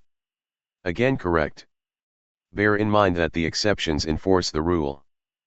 And if they are neither very good nor very bad, the victims of accident or violence, derive a new set of skandhas from the medium who attracts them. I have explained the situation on the margin of proofs. See note. It was on this text that I have been working. If this is not to be maintained, or if in some way that as yet I cannot understand the words bear a different signification from that which seems to belong to them, it might be better to cancel these two letters altogether or hold them over for complete alteration. The warning is delivered in too solemn a tone and the danger is made too much of if it is merely to apply to suicide, and in the last slip of the proof the elimination of the accidents and makes the rest rather ridiculous, because then we are dividing suicides only into the very pure and elevated, and the medium people etc. It seems to me that it would hardly do to let even letter I stand alone, though it does not include this mistake, for it would have no raison d'etre unless followed up by letter 2. Both letters have gone home to Stainton Moses for transmission to Light, the first by the mail from here of July 21, the second by last mail yesterday. Now if you decide that it is better to stop and cancel them, I shall just be in time to telegraph home to explain to Moses to that effect, and will do this directly I receive a telegram from you or from the old lady to that EFI*ECT. If nothing is done they will appear in Light as written, i.e. as the MS. sent with the present proof stood, barring a few little mistakes which I see my wife has made in copying them out. It is altogether a very awkward tangle. I was precipitate apparently in sending them home, but I thought I had followed the statement of your long Devachan letter so faithfully. Awaiting orders, ever your devoted A. P.S. On margin I said rarely but one have not pronounced the word never. Accidents occur under the most various circumstances, and men are not only killed accidentally, or die as suicides but are also murdered. Something v*e have not even touched upon. I can v/l understand your perplexity but can hardly help you. Bear always in mind that there are exceptions to every rule, and to these again and other side exceptions, and be always prepared to learn something new. One can easily understand we are accused of contradictions and inconsistencies, even to writing one thing and denying it tomorrow. What you were taught is the rule. Good and pure accidents * sleep in the akasa, ignorant of their change, very wicked and impure suffer all the tortures of a horrible nightmare. The majority neither very good nor very bad, the victims of accident or violence, including murder, some sleep, others become nature pisachas, and while a small minority may fall victims to mediums and derive a new set of skandhas from the medium who attracts them. Small as their number may be, their fate is to be the most deplored. What I said in my notes on your MSS was in reply to Mr. Hume's statistical calculations, which led him to infer that there were more spirits than shells in the séance room in such a case. You have much to learn and we have much to teach, nor do we refuse to go to the very end. But we must really beg that you should not jump at hasty conclusions. I do not blame you, my dear faithful friend. I would j*ather blame myself, were anyone here to be blamed except our respective modes of thought and habits so diametrically opposed to each other. Accustomed as we are to teach cellists who know enough to find themselves beyond the necessity of ifs and huts, during the lessons, I am but too apt to forget that I am doing the work with you generally entrusted to these cellists. Henceforth, I will take more time in answering your questions. Your letters to London can do no harm, and are sure, on the contrary, to do good. They are admirably written and the exceptions may be mentioned and the whole ground covered in one of the future letters. I have no objection to your making extracts for Colonel Chesney except one: he is not a theosophist. Only be careful, and do not forget your details and exceptions whenever you explain your rules. Remember still, even in the case of suicides there are many who will never allow themselves to be drawn into the vortex of mediumship, and pray do not accuse me of inconsistency or contradiction when we come to that point. Could you but know how I write my letters and the time I am enabled to give to them, perchance you would feel less critical if not exacting. Well, and how do you like Jewel Cole's idea and art? I have not caught a glimpse of Simla the last 10 days. Affectionately yours, KH. Letter No. XXIP. Extract from letter by KH. To Hume. Received for my perusal towards the end of season 1882.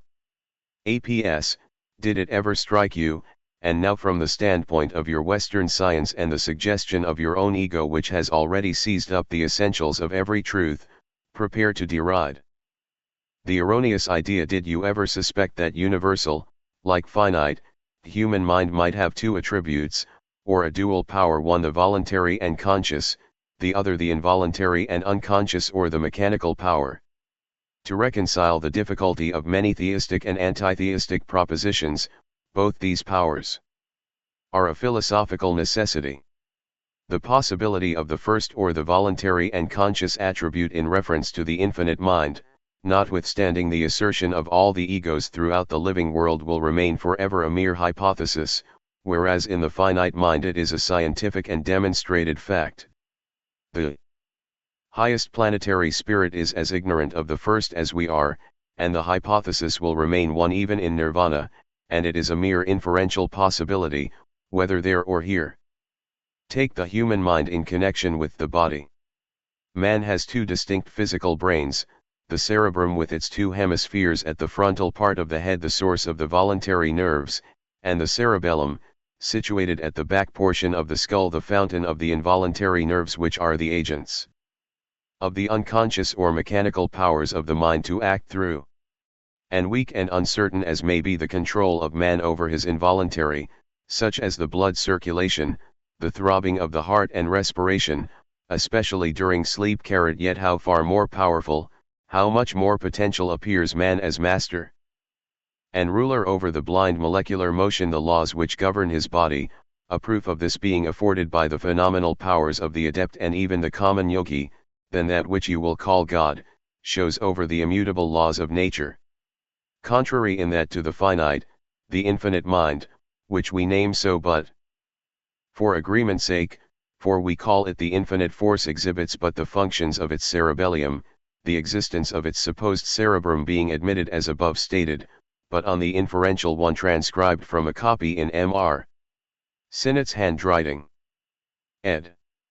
Hypothesis deduced from the Kabbalistic theory, correct in every other relation, of the macrocosm being the prototype of the microcosm. So far as we know, the corroboration of it by modern science receiving but little consideration so far as the highest planetary spirits have ascertained, who remember well have the same relation with the transcosmical world, penetrating behind the primitive veil of cosmic matter as we have to go behind the veil of this, our brute physical world. The infinite mind displays to them as to us no more than the regular unconscious throbbings of the eternal and universal pulse of nature, throughout the myriads of worlds within as without the primitive veil of our solar system. So far we know. Within and to the utmost limit, to the very edge of the cosmic veil, we know the facts to be correct owing to personal experience, for the information gathered as to what takes place beyond we are indebted to the planetary spirits, to our blessed Lord Buddha. This of course may be regarded as second-hand information. There are those who rather than to yield to the evidence of fact will prefer regarding even the planetary gods as erring disembodied philosophers, if not actually liars. B. It's so. Everyone is master of his own wisdom, says a Tibetan proverb, and he is at liberty either to honor or degrade his slave. However, I will go on for the benefit of those who may yet seize my explanation of the problem and understand the solution. It is the particular faculty of the involuntary power of the infinite mind, which no one could ever think of calling God, to be eternally involving subjective matter into objective atoms. You will please remember that the two adjectives are used but in a relative sense, or cosmic matter to be later on developed into form. And it is likewise that same involuntary mechanical power that we see so intensely active in all the fixed laws of nature, which governs and controls what is called the universe or the cosmos. There are some modern philosophers who would prove the existence of a creator from motion. We say and affirm that that motion, the universal perpetual motion which never ceases, never slackens nor increases its speed, not even during the interludes between the pralayas, or night of Brahma, but goes on like a mill set in motion, whether it has anything to grind or not, for the pralaya means the temporary loss of every form, but by no means the destruction of cosmic matter which is eternal. We say this perpetual motion is the only eternal and uncreated deity we are able to recognize. To regard God as an intelligent spirit, and accept at the same time his absolute immateriality, is to conceive of a nonentity, a blank void, to regard God as a being, an ego, and to place his intelligence under a bushel for some mysterious reason is the most consummate nonsense. To endow him with intelligence in the face of blind brutal evil is to make of him a fiend, a most rascally god. A being however gigantic, occupying space and having length, breadth and thickness, is most certainly a Mosaic deity. No being and a mere principle lands you directly in the Buddhistic atheism, or the Vedantic primitive acosmism. What lies beyond and outside the worlds of form and being, in worlds and spheres in their most spiritualized state, and you will perhaps oblige us by telling us where that beyond can be, since the universe is infinite and limitless, is useless for anyone to search after, since even planetary spirits have no knowledge or perception of it. If our greatest adepts and bodhisattvas have never penetrated themselves beyond our solar system, and the idea seems to suit your preconceived theistic theory wonderfully, my respected brother, they should know of the existence of other such solar systems, with as mathematical a certainty as any Western astronomer knows of the existence of invisible stars which he can never approach or explore. But of that which lies within the worlds and systems, not in the transinfinitude, a queer expression to use, but in the cis infinitude rather, in the state of the purest and inconceivable immateriality, no one ever knew or will ever tell, hence it is something non-existent for the universe. You are at liberty to place in this eternal vacuum the intellectual or voluntary powers of your deity if you can conceive of such a thing. Meanwhile we may say that it is motion that governs the laws of nature, and that it governs them as the mechanical impulse given to running water which will propel them either in a correct line or along hundreds of side furrows they may happen to meet on their way, and whether those furrows are natural grooves or channels prepared artificially by the hand of man. And we maintain that wherever there is life and being, and in however much spiritualized a form, there is no room for moral government, much less for a moral governor, a being which at the same time has no form nor occupies space. Verily, if light shineth in darkness, and darkness comprehends it not, it is because such is the natural law, but how much more suggestive and pregnant with meaning for one who knows, to say that light can still less comprehend darkness, nor ever know it, since it kills wherever it penetrates and annihilates it instantly. Pure yet a volitional spirit is an absurdity. For volitional mind, the result of organism cannot exist indently of an organized brain, and an organized brain made out of nihil is a still greater fallacy. If you ask me whence then the immutable laws? Laws cannot make themselves, then in my turn I will ask you, and whence their supposed creator? A creator cannot create or make himself if the brain did not make itself, for this would be affirming that brain acted before it existed. How could intelligence, the result of an organized brain, act before its creator was made? All this reminds one of the wrangling for seniorship. Your doctrines clash too much with your theories, then we can easily give up the subject and talk of something else. Study the laws and the doctrines of the Nepal Swabhavikas, the principal Buddhist philosophical school in India, and you will find them the most learned as the most scientifically logical wranglers in the world. Their plastic, invisible, eternal, omnipresent, unconscious swabhavit is force or motion ever generating its electricity, which is life. Yes, there is a force as limitless as thought, as potent as boundless will, as subtle as the essence of life, so inconceivably awful in its rending force as to convulse the universe to its center would it but be used as a lever, but this force is not God, since there are men who have learned the secret of subjecting it to their will when necessary. Look around you and see the myriad manifestations of life, so infinitely multiform, of life, of motion, of change. What caused these? From what inexhaustible source came they, by what agency? Out of the invisible and subjective. They have entered our little area of the visible and objective. Children of Akasa, concrete evolutions from the ether, it was force which brought them into perceptibility, and force will in time remove them from sight of man. Why should this plant in your garden to the right, have been produced with such a shape? And that other one to the left with one totally dissimilar? Are these not the results of varying actions of force, unlike correlations? Given a perfect monotony of activities throughout the world, and we would have a complete identity of forms, colors, shapes and properties throughout all the kingdom of nature. It is the motion with its resulting conflict, neutralization, equilibration, correlation, to which is due the infinite variety which prevails. You speak of an intelligent and good, the attribute is rather unfortunately chosen, Father, a moral guide and governor of the universe and man. A certain condition of things exists round us which we call normal. Under this nothing can occur which transcends our everyday experience, God's immutable laws. But suppose we change this condition and have the best of him, without whom even a hair of your head will not fall, as they tell you in the West. A current of air brings to me from the lake near which, with my fingers half frozen, I now write to you this letter. I change by a certain combination of electrical, magnetic, autolytic or other influences the current of air which benumbs my fingers into a warmer breeze. I have thwarted the intention of the Almighty, and dethroned him at my will. I can do that, or when I do not want nature to produce strange and too visible phenomena, I force my nature seeing nature influencing self within me, to suddenly awake to new perceptions and feelings and thus am my own creator and ruler.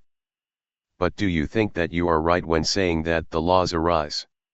Immutable laws cannot arise, since they are eternal and uncreated, propelled in the eternity, and that God himself, if such a thing existed, could never have the power of stopping them. And when did I say that these laws were fortuitous per se? I meant their blind correlations, never the laws, or rather the law, since we recognize but one law in the universe, the law of harmony, of perfect equilibrium.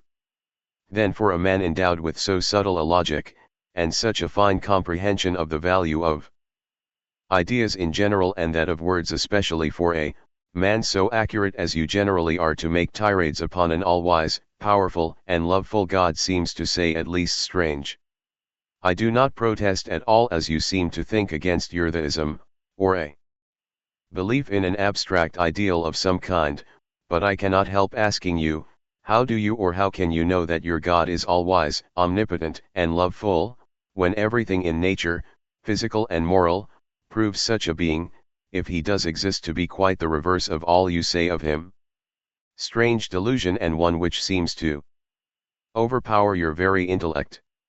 The difficulty of explaining the fact that unintelligent forces can give rise to highly intelligent beings like ourselves, is covered by the eternal progression of cycles, and the process of evolution ever perfecting its work as it goes along.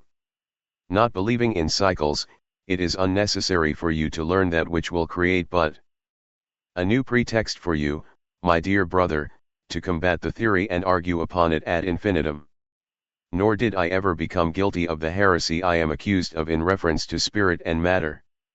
The conception of matter and spirit as entirely distinct, and both eternal, could certainly never have entered my head, however little I may know of them, for it is one of the elementary and fundamental doctrines of occultism that the two are one, and are distinct but in their respective manifestations, and only in the limited perceptions of the world of senses. Far from lacking philosophical breadth, then, our doctrines show but one principle in nature, spirit matter or matter spirit, the third the ultimate absolute or the quintessence of the two, if I may be allowed to use such an erroneous term in the present application, losing itself beyond the view and spiritual perceptions of even the gods or planetary spirits. This third principle, says the Vedantic philo sophers, is the only reality, everything else being maya, as none of the protean manifestations of spirit and matter or purusha and prakriti have ever been regarded in any other light than that of temporary delusions of the senses. Even in the hardly outlined too philosophy of Isis this idea is clearly carried out. In the book of contd, spirit is called the unultimate sublimation of matter, and matter the crystallization of spirit. And no better illustration could be afforded than in the very simple phenomenon of ice-water vapor and the final dispersion of the latter, the phenomenon being reversed in its consecutive manifestations and called the spirit falling into generations or matter.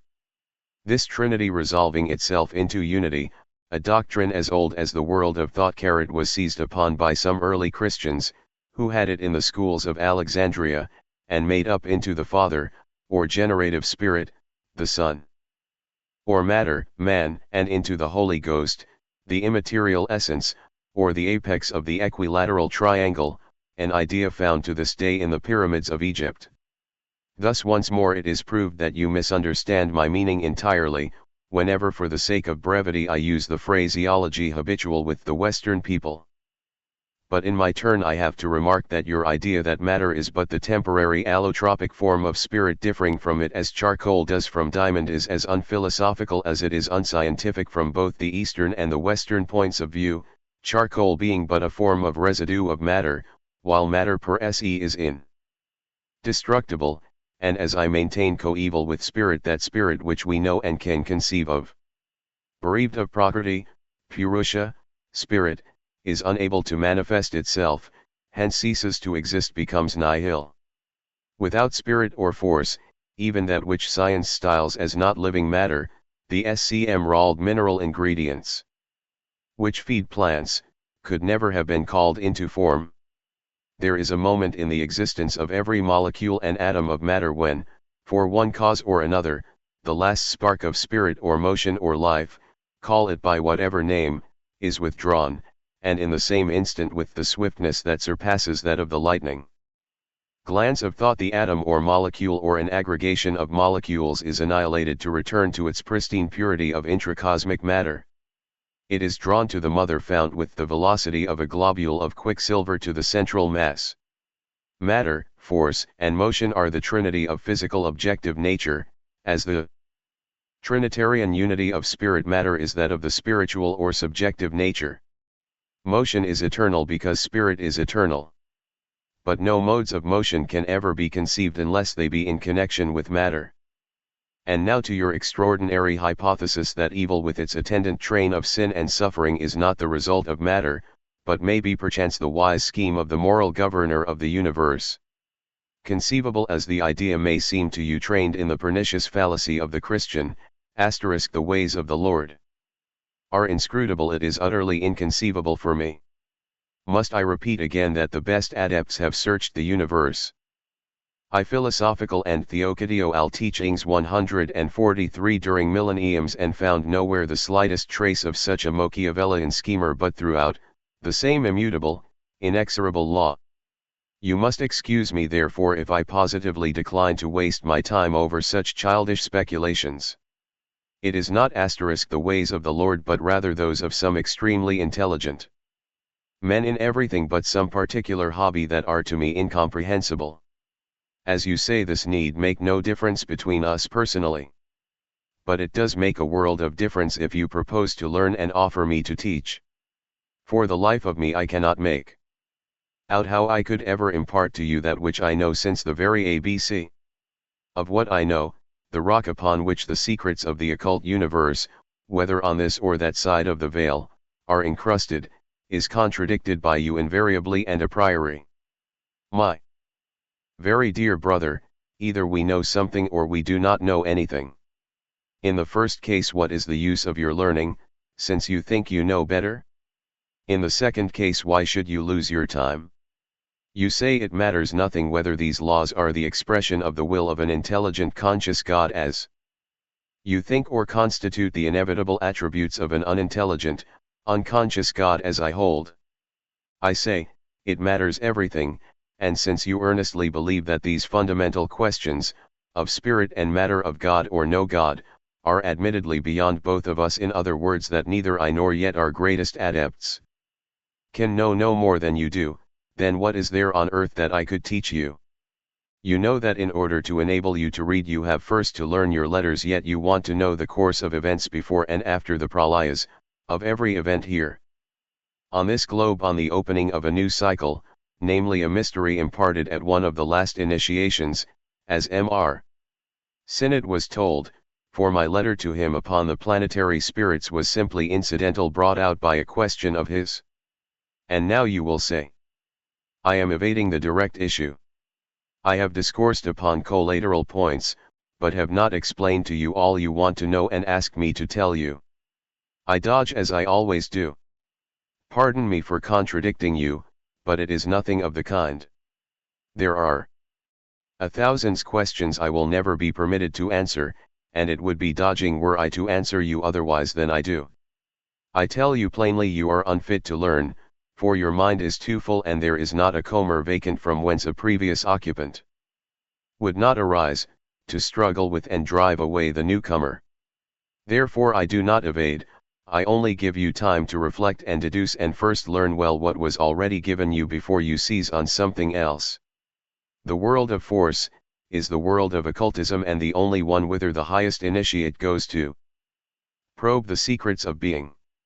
Hence no one but such an initiate can know anything of these secrets. Guided by his guru, the Kila first discovers this world, then its laws, then their centrifugal evolutions into the world of matter. To become a perfect adept takes him long years, but at last he becomes the master. The hidden things have become patent, and mystery and miracle have fled from his sight forever. He sees how to guide force in this direction or that to produce desirable effects. The secret chemical, electric or otic properties of plants, herbs, roots, minerals, animal tissue, are as familiar to him as the feathers of your birds are to you. No change in the etheric vibrations can escape him. He applies his knowledge, and behold a miracle. And he who started with repudiation of the very idea that miracle is possible, is straightway classed as a miracle worker and either worshipped by the fools as a demigod or repudiated by still greater fools as a charlatan. And to show you how exact a science is occultism, let me tell you that the means we avail ourselves of are all laid down for us in a code as old as humanity to the minutest detail, but every one of us has to begin from the beginning, not from the end. Our laws are as immutable as those of nature. And they were known to man and eternity before this strutting gamecock, modern science, was hatched. If I have not given you the modus operandi or begun by the wrong end, I have at least shown you that we build our philosophy upon experiment and deduction unless you choose to question and dispute this fact. Equally with all others. Learn first our laws and educate your perceptions, dear brother. Control your involuntary powers and develop in the right direction your will, and you will become a teacher instead of a learner. I would not refuse what I have a right to teach. Only I had to study for 15 years before I came to the doctrines of cycles and had to learn simpler things at first. But do what we may, and whatever happens, I trust we will have no more arguing, which is as profitless as it is painful. Letter No. XXHIAI received at Simla, October 1882. Herewith apologizing for their number, I send a few notes of interrogation. Perhaps you will be so kind as to take them up from time to time and answer them by ones and twos as leisure and time allow. Memo at convenience to send a PS. Those unpublished notes of Eliphas Levi's with annotations by KH sent long ago to our Jacko * friend. 1K.HS comments etc. Appear in bold type. Ed.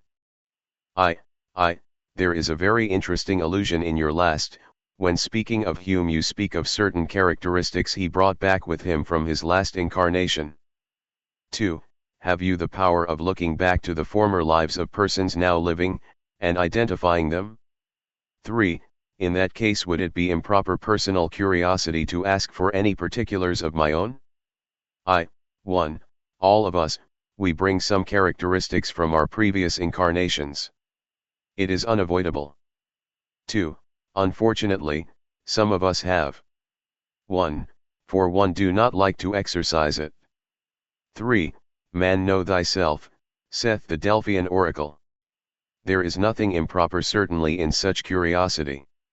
Only would it not be still more proper to study our own present personality before attempting to learn anything of its creator, predecessor, and fashioner, the man that was? Well, some day I may treat you to a little story, no time now, only I promise no details, a simple sketch, and a hint or two to test your intuitional powers. Is there any way of accounting for what seems the curious rush of human progress within the last 2,000 years, as compared with the relatively stagnant condition of the fourth round people up to the beginning of modern progress? 2. Or has there been at any former period during the habitation of the earth by fourth round men civilizations as great as our own in regard to intellectual development that have utterly passed away? 3. Even the fifth race, of the fourth round began in Asia a million years ago. What was it about for the 998,000 years preceding the last 2,000?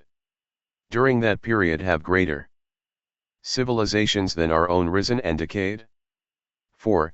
To what epoch did the existence of the continent of Atlantis belong, and did the cataclysmical change which produced its extinction come into any appointed place in the evolution and round, corresponding to the place occupied in the whole manvantaric evolution by obscurations?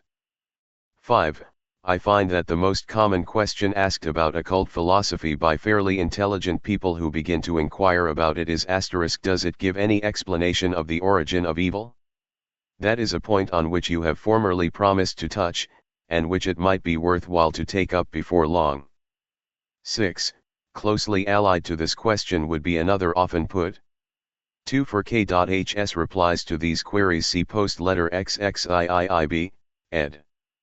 What is the good of the whole psych process if spirit only emerges at the end of all things pure and impersonal as it was at first before its descent into matter? And the portions taken away from the fifth? My answer is that I am not at present engaged in excusing, but in investigating the operations of nature. But perhaps there may be a better answer available. 7. Can you, i.e., is it permitted ever to answer any questions relating to matters of physical science? If so, here are some points that I should greatly like dealt with. 8. Have magnetic conditions anything to do with the precipitation of rain, or is that due entirely to atmospheric currents at different temperatures encountering other currents of different humidities, the whole set of motions being established by pressures, expansions, etc., due in the first instance to solar energy? If magnetic conditions are engaged, how do they operate and how could they be tested? 9. Is the sun's corona an atmosphere of any known gases? And why does it assume the rayed shape always observed in eclipses? 10. Is the photometric value of light emitted by stars a safe guide to their magnitude asterisk, and is it true as astronomy assume? Photomu in the way of a theory, that per square mile the sun's surface emits as much light as can be emitted from any body? 11. Is Jupiter a hot and still partially luminous body, and to what cause, as solar energy has probably nothing to do with the matter, are the violent disturbances of Jupiter's atmosphere due? 12. Is there any truth in the new Siemens theory of solar combustion, i.e., that the sun in its passage through space gathers in at the poles combustible gas, which is diffused through all space in a highly attenuated condition, and throws it off again at the equator after the intense heat of that region has again dispersed the elements which combustion temporarily united? 13. Could any clue be given to the causes of magnetic variations, the daily changes at some places, and the apparently capricious curvature of the isogonic lines which show equal declinations? For example, why is there a region in eastern Asia where the needle shows no variation from the true north, though variations are recorded all round that space? Have your lordships anything to do with this peculiar condition of things? 14. Could any other planets besides those known to modern astronomy, I do not mean mere planetoids, be discovered by physical instruments if properly directed? 15. When you wrote, have you experienced monotony during that moment which you considered then and now, and so considered of course in connection with distance as guessed by Parallax Siderit, as the moment of the highest BHSS you have ever felt? Did you refer to any specific moment and any specific event in my life, or were you merely referring to an X quantity, the happiest moment whatever it might have been? 16. You say, remember we create ourselves, our Deva Chen, and our Avicii, and mostly during the latter days and even moments of our sentient lives? 17. But do the thoughts on which the mind may be engaged at the last moment necessarily hinge onto the predominant character of its past life? Otherwise it would seem as if the character of a person's Deva Chan or Avicii might be capriciously and unjustly determined by the chance which brought some special thought uppermost at last. 18. The full remembrance of our lives will come but at the end of the minor cycle / does minor cycle here mean one round, or the whole man Vantara of our planetary chain? That is, do we remember our past lives in the Deva Chan of world Z at the end of each round, or only at the end of the 7th round? 19. You say, and even the shells of those good men whose pages will not be found missing in the great book of lives, even they will regain their remembrance and an appearance of self-consciousness only after the 6th and 7th principles with the essence of the 5th have gone to their gestation period. 20. A little later on, whether the personal ego was good, bad, or indifferent, his consciousness leaves him as suddenly as the flame leaves the wick. His perceptive faculties become extinct forever. Well, can a physical brain once dead retain its perceptive faculties? That which will perceive in the shell is something that perceives with a borrowed or reflected light. See notes. Then what is the nature of the remembrance and self-consciousness of the shell? This touches on a matter I have often thought about, wishing for further explanation: the extent of personal identity in elementaries. 21. The spiritual ego goes circling through the worlds, retaining what it possesses of identity and self-consciousness, always neither more nor less, a, but it is continually evolving personalities, in which at all events the sense of identity while it remains united with them is very complete, b. Now these personalities I understand to be absolutely new evolutions in each case. A.P. Sinnett is, for what it is worth, absolutely a new invention. Now it will leave a shell behind which will survive for a time, c. Assuming that the spiritual monad temporarily engaged in this incarnation will find enough decent material in the fifth to lay hold of. d. That shell will have no consciousness directly after death, because it requires a certain time to establish its new center of gravity and evolve its perception proper. E. But how much consciousness will it have when it has done this? F. Will it still be a P. Sinnett, of which the spiritual ego will think, even at the last, as of a person it had known, or will it be conscious that the individuality is gone? Will it be able to reason about itself at all, and to remember anything of its once higher interests? Will it remember the name it bore? G. Or is it only inflated with recollections of this sort in mediumistic presence, remaining asleep at other times? H. And is it conscious of losing anything that feels like life as it gradually disintegrates? 22. What is the nature of the life that goes on in the asterisk planet of death? Is it a physical reincarnation with remembrance of past personality, or an astral existence as in Kamaloka? Is it an existence with birth, maturity, and decay, or a uniform prolongation of the old personality of this earth under penal conditions? 23. What other planets of those known to ordinary science, besides Mercury, belong to our system of worlds? Are the more spiritual planets, A, B and Y, Z, visible bodies in the sky, or are all those known to astronomy of the more material sort? 24. Is the sun, A, as Allan Kardec says, a habitation of highly spiritualized beings? B. Is it the vertex of our Manvantaric chain? And of all the other chains in this solar system also? 25. You say, it may happen that the spiritual spoil from the fifth will prove too weak to be reborn in Deva-chan, in which case it s sixth will then and there reclothe itself in a new body and enter upon a new earth existence, whether upon this or any other planet. 26. This seems to want further elucidation. Are these exceptional cases in which two earth lives of the same spiritual monad may occur closer together than the 1,000 years indicated by some previous letters as the almost inevitable limit of such successive lives? 27. The reference to the case of Gishin is puzzling. I can understand his being in a state in which the crime he committed is ever present to his imagination, but how does he toss into confusion and shuffle the destinies of millions of persons? 28. Obscurations are a subject at present wrapped in obscurity. They take place after the last man of any given round has passed on to the next planet.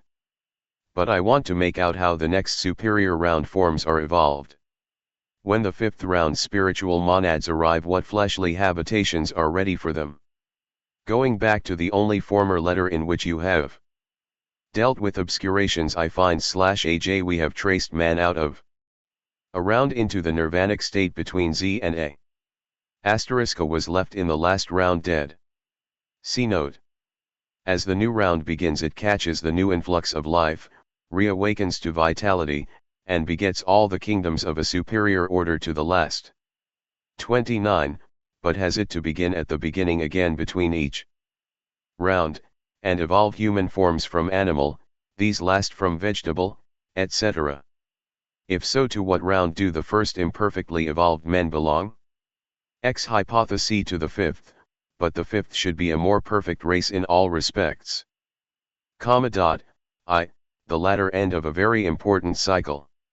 Each round, each ring, as every race has its great and its smaller cycles, on every planet that mankind passes through. Our fourth round humanity has its one great cycle, and so have her races and sub-races.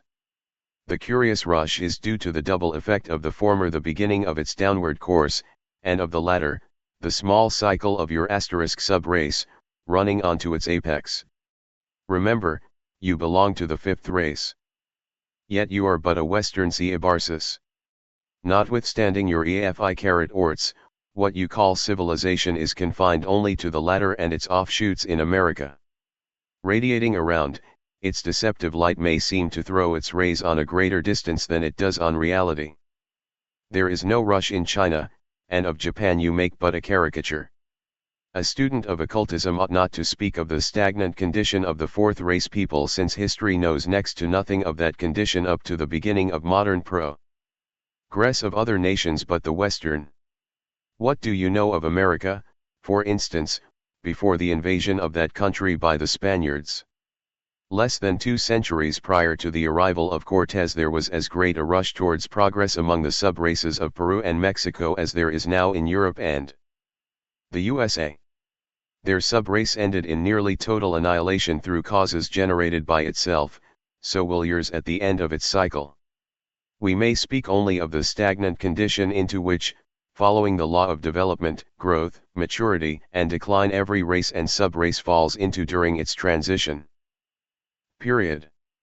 It is that latter condition your universal history is acquainted with, while it remains superbly ignorant of the condition even India was in, some 10 centuries back.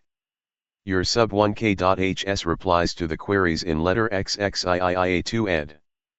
Races are now running towards the apex of their respective cycles, and that history goes no further back than the periods of decline of a few other sub-races belonging most of them to the preceding fourth race.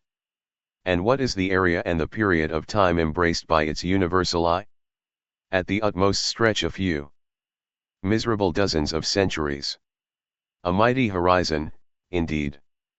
Beyond all is darkness for it, nothing but hypotheses. 2. No doubt there was. Egyptian and Aryan records, and especially our zodiacal tables, furnish us with every proof of it besides our inner knowledge. Civilization is an inheritance, a patrimony that passes from race to race along the ascending and descending paths of cycles. During the minority of a sub-race, it is preserved for it by its predecessor, which disappears, dies out generally, when the former comes to age. At first, most of them squander and mismanage their property, or leave it untouched in the ancestral coffers. They reject contemptuously the advices of their elders and prefer, boy-like playing in the streets to studying and making the most of the untouched wealth stored up for them in the records of the past. Thus during your transition period, the Middle Ages, Europe rejected the testimony of antiquity, calling such sages as Herodotus and other learned Greeks the father of lies, until she knew better and changed the appellation into that of father of history. Instead of neglecting, you now accumulate and add to your wealth. As every other race, you had your ups and downs, your periods of honor and dishonor, your dark midnights, and you are now approaching your brilliant noon. The youngest of the fifth race family, you were for long ages the unloved and the uncared for, the Cendrillon in your home. And now, when so many of your sisters have died, and others still are dying, while the few of the old survivors, now in their second infancy, wait but for their Messiah, the sixth race, to resurrect to a new life and start anew with the coming stronger along the path of a new cycle, now that the Western Cendrillon has suddenly developed into a proud wealthy princess, the beauty we all see and admire, how does she act? Less kind-hearted than the princess in the tale, instead of offering to her elder and less favored sister, the oldest now, in fact, since she is nearly 1,000,000 years old and the only one who has never treated her unkindly, though she may have ignored her, instead of offering her, I say, the kiss of peace, she applies to her the lex talionis with a vengeance that does not enhance her natural beauty. This, my good friend, and brother, is not a far-stretched allegory but history. 3. Yes, the fifth race, ours, began in Asia 1,000,000 years ago. What was it about for the 998,000 years preceding the last 2,000? A pertinent question, offered moreover in quite a Christian spirit that refuses to believe that any good could ever have come out from anywhere before and save Nazareth. What was it about? Well, it was occupying itself pretty well in the same way as it does now, craving Mr. Grant Allen's pardon, who would place our primitive ancestor the hedgehoggy man, in the early part of the Eocene age. Forsooth, your scientific writers best ride their hypothesis most fearlessly, I see. It will really be pity to find their fiery steed kicking and breaking their heads some day, something that is unavoidably in store for them. In the Eocene age, even in its very first part, the great cycle of the fourth race men, the Atlanteans had already reached its highest point, and the great continent, the father of nearly all the present continents, showed the first symptoms of sinking a process that occupied it down to 11,446 years ago, when its last island, that, translating its vernacular name, we may call with propriety Poseidonis, went down with a crash.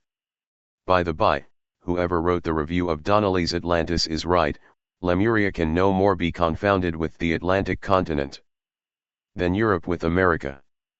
Both sunk and were drowned with their high civilization and asterisk gods, yet between the two catastrophes, a short period of about 700,000 years elapsed, Lemuria flourishing and ending her career just at about that trifling lapse of time before the early part of the Eocene age, since its race was the third.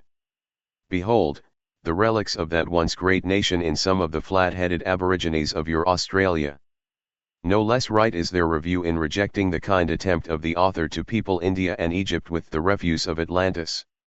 No doubt your geologists are very learned, but why not bear in mind that under the continents explored and fathomed by them, in the bowels of which they have found the Eocene age and forced it to deliver them its secrets, there may be, hidden deep in the fathomless, or rather unfathomed ocean beds, other, and far older continents whose stratums have never been geologically explored, and that they may some day upset entirely their present theories, thus illustrating the simplicity and sublimity of truth as connected with inductive generalization in opposition to their visionary conjectures. Why not admit true? No one of them has ever thought of it that our present continents have, like Lemuria and Atlantis, been several times already submerged and had the time to reappear again, and bear their new groups of mankind and civilization, and that, at the first great geological upheaval, at the next cataclysm in the series of periodical cataclysms that occur from the beginning to the end of the round, our already autopsized continents will go down, and the Lemurias and Atlantises come up again. Think of the future geologists of the sixth and seventh races. Imagine them digging deep in the bowels of what was Ceylon and Simla, and finding implements of the Vedas, or of the remote ancestor of the civilized Pahari, every object of the civilized portions of humanity that inhabited those regions having been pulverized to dust by the great masses of traveling glaciers, during the next glacial period. Imagine him finding only such rude implements as now found among those savage tribes, and forthwith declaring that during that period primitive man climbed and slept on the trees, and sucked the marrow out of animal bones after breaking them, as civilized Europeans no less than the Vedas will often do, hence jumping to the conclusion that in the year 1882 AD, mankind was composed of man-like animals, black-faced and whiskered, with prominent prognathes and large pointed canine teeth. True, a Grant Allen of the sixth race may be not so far from fact and truth in his conjecture that during the Simla period these teeth were used in the combats of the males for grass widows, but then metaphora has very little to do with anthropology and geology. Such is your science. To return to your questions. Of course the fourth race periods of the highest civilization, Greek and Roman, and even Egyptian civilization, are nothing compared to the civilizations that began with the third race. Those of the second were not savages, but they could not be called civilized. And now, reading one of my first letters on the races, a question first touched by M. Pray, do not accuse either him or myself of some new contradiction. Read it over and see that it leaves out the question of civilizations altogether and mentions but the degenerate remnants of the fourth and third races, and gives you as a corroboration the latest conclusions of your own science. Do not regard an unavoidable incompleteness as inconsistency. You now ask me a direct question, and I answer it. Greeks and Romans were small subraces and Egyptians part and parcel of our own Caucasian stock. Look at the latter and at India. Having reached the highest civilization and what is more, learning both went down. Egypt as a distinct subrace disappearing entirely, her Copts are a hybrid remnant. India, as one of the first and most powerful offshoots of the mother race, and composed of a number of subraces, lasting to these times, and struggling once more to take her place in history some day. That history catches but a few stray, hazy glimpses of Egypt, some 12,000 years back, when, having already reached the apex of its cycle thousands of years before, the latter had begun going down. What does, or can it know of India 5,000 years ago, or of the Chaldees whom it confounds most charmingly with the Assyrians, making of them one day Akkadians, at another Turanians and what not? We say then, that your history is entirely at sea. We are refused by the Journal of Science words repeated and quoted by M.A. Oxon, with a rapture worthy of a great medium any claim whatever for higher knowledge. Asterisk says the reviewer, suppose the brothers were to say point your telescope to such and such a spot in heavens, and you will find a planet yet unknown to you, or dig into the earth, etc., and you will find a mineral, etc. Very fine, indeed, and suppose that was done, what would be the result? Why, a charge of plagiarism, since everything of that kind, every planet and mineral that exists in space or inside the earth, are known and recorded in our books thousands of years ago. More, many a true hypothesis was timidly brought forward by their own scientific men and as constantly rejected by the majority with whose preconceptions it interfered. Your intention is laudable, but nothing that I may give you in answer will ever be accepted from us. Whenever discovered that it is verily so, the discovery will be attributed to him who corroborated the evidence, as in the case of Copernicus and Galileo, the latter having availed himself but of the Pythagorean MSS. But to return to civilizations.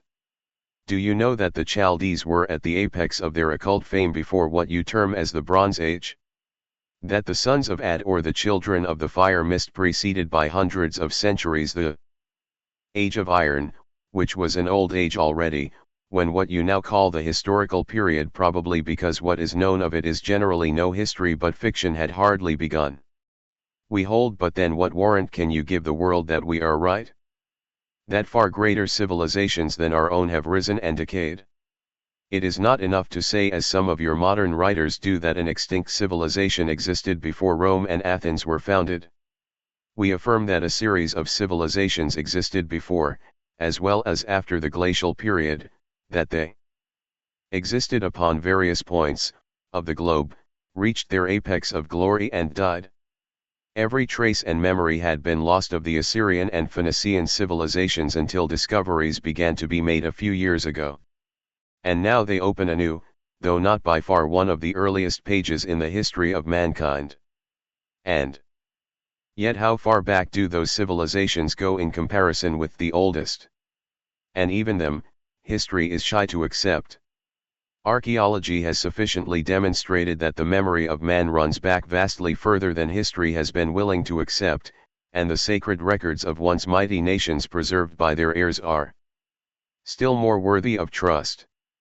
We speak of civilizations of the anti-glacial period, and, not only in the minds of the vulgar and the profane but even in the opinion of the highly learned geologist, the claim sounds preposterous. What would you say then to our affirmation that the Chinese, I now speak of the inland, the true Chinaman, not of the hybrid mixture between the fourth and the fifth races now occupying the throne, the Aborigines, who belong in their unallied nationality wholly to the highest and last branch of the fourth race, reached their highest civilization when the fifth had hardly appeared in Asia, and that its first offshoot was yet a thing of the future? When was it? Calculate. You cannot think that we, who have such tremendous odds against the acceptance of our doctrine would deliberately go on inventing races and sub-races, in the opinion of Mr. Hume, were not they a matter of undeniable fact. The group of islands off the Siberian coast discovered by Nordinskjal of the asterisk Vega was found strewn with fossils of horses, sheep, oxen, etc., among gigantic bones of elephants, mammoths, rhinoceroses, and other monsters belonging to periods when man says your science had not yet made his appearance on Earth. How came horses and sheep to be found in company with the huge antediluvians? The horse, we are taught in schools, is quite a modern invention of nature, and no man ever saw its pedactyl ancestor. The group of the Siberian islands may give the lie to the comfortable theory. The region, now locked in the fetters of eternal winter, uninhabited by man, that most fragile of animals, will be very soon proved to have had not only a tropical climate, something your science knows and does not dispute, but having been likewise the seat of one of the most ancient civilizations of that fourth race, whose highest relics now we find in the degenerate Chinaman, and whose lowest are hopelessly, for the profane scientist, intermixed with the remnants of the third. I told you before now, that the highest people now on earth, spiritually, belong to the first sub-race of the fifth root race, and those are the Aryan Asiatics. The highest race, physical intellectuality, is the last sub-race of the fifth, yourselves the white conquerors. The majority of mankind belongs to the seventh sub-race of the fourth root race, the above-mentioned Chinamen and their offshoots and branchlets, Malayans, Mongolians, Tibetans, Javanese, etc., etc., etc., and remnants of other sub-races of the fourth and the seventh sub-race of the third race. All these, fallen degraded semblances of humanity, are the direct lineal descendants of highly civilized nations, neither the name nor memory of which have survived except in such books as Popol Vuh and a few others unknown to science. 4. To the Miocene times. Everything comes in its appointed time and place in the evolution of rounds, otherwise it would be impossible for the best seer to calculate the exact hour and year when such cataclysms great and small have to occur. All an adept could do would be to predict an approximate time, whereas now events that result in great geological changes may be predicted with as mathematical a certainty as eclipses and other revolutions in space. The sinking of Atlantis, the group of continents and isles, begun during the Miocene period, as certain of your continents are now observed to be gradually sinking, and it culminated first, in the final disappearance of the largest continent. An event coincident with the elevation of the Alps, and second with that of the last of the fair islands mentioned by Plato. The Egyptian priests of Sais told his ancestor Solon, that Atlantis, i.e., the only remaining large island, had perished 000 years before their time. This was not a fancy date, since they had for millenniums preserved most carefully their records. But then, as I say, they spoke but of the Poseidones and would not reveal even to the great Greek legislator their secret chronology. As there are no geological reasons for doubting, but on the contrary, a mass of evidence for accepting the tradition, science has finally accepted the existence of the great continents and archipelago, and thus vindicated the truth of one more fable. It now teaches, as you know, that Atlantis, or the remnants of it, lingered down to post-tertiary times, its final submergency occurring within the Paleozoic ages of American history. Well, truth and fact ought to feel thankful even for such small favors in the previous absence of any for so many centuries. The deep-sea explorations, especially those of the Challenger, have fully confirmed the reports of geology and paleontology. The great event, the triumph of our sons of the fire, missed the inhabitants of Shambhala, when yet an island in the Central Asian Sea, over the selfish but not entirely wicked magicians of Poseidones, occurred just 11,446 ago. Read in this connection the incomplete and partially veiled tradition in Isis, Volume I, p. 588-94, and some things may become still plainer to you. The corroboration of tradition and history, brought forward by Don Ely, I find in the main correct, but you all find all this and much more in Isis. 5. It certainly does, and I have touched upon the subject long ago. In my notes on Mr. Hume's manuscripts, on God, that he kindly adds to our philosophy, something the latter had never contemplated before. The subject is mentioned abundantly. Has he refused you a look into it? For you I may enlarge my explanations, but not before you have read what I say of the origin of good and evil on those margins. Quite enough was said by me for our present purposes. Strangely enough, I found a European author the greatest materialist of his times, Baron de Holbach, whose views coincide entirely with the views of our philosophy. When reading his essays sur la nature, I might have imagined I had our book of contd before me. As a matter of course and of temperament, our universal pundit will try to catch at those views and pull every argument to pieces. So far he only threatens me to alter his preface and not to publish the philosophy under his own name. Cunius Cunotantradite, I begged him not to publish his essays at all. Thinks that for your purposes I better give you a few more details upon Atlantis, since it is greatly connected with evil if not with its origin. In the forthcoming Theosophist you will find a note or two appended to Hume's translation of Eliphas Levi's preface in connection with the lost continent. And now, since I am determined to make of the present answers a volume, bear your cross with Christian fortitude, and then, perhaps, after reading the whole you will ask for no more for some time to come. But what can I add to that already told? I am unable to give you purely scientific information, since we can never agree entirely with Western conclusions, and that ours will be rejected as unscientific. Yet both geology and paleontology bear witness to much we have to say. Of course your science is right in many of her generalities, but her premises are wrong, or at any rate very faulty. For instance, she is right in saying that while the New America was forming, the ancient Atlantis was sinking, and gradually wasting away, but she is neither right in her given epochs nor in the calculations of the duration of that sinking. The latter is the future fate of your British islands, the first on the list of victims that have to be destroyed by fire, submarine, volcanoes, and water. France and other lands will follow suit. When they reappear again, the last seventh subrace of the sixth root race of present mankind will be flourishing on Lemuria and Atlantis, both of which will have reappeared also, their reappearance following immediately the disappearance of the present isles and continents, and very few seas and great waters will be found then on our globe, waters as well as land appearing and disappearing and shifting periodically, and each in turn. Trembling at the prospect of fresh charges of contradictions at some future incomplete statement, I rather explain what I mean by this. The approach of every new obscuration is always signaled by cataclysms of either fire or water. But apart from this, every ring or root race has to be cut in two, so to say, by either one or the other. Thus, having reached the apex of its development and glory, the fourth race, the Atlanteans, were destroyed by water. You find now but their degenerate, fallen remnants, whose subraces, nevertheless, each of them, had its palmy days of glory and relative greatness. What they are now, you will be some day, the law of cycles being one and immutable.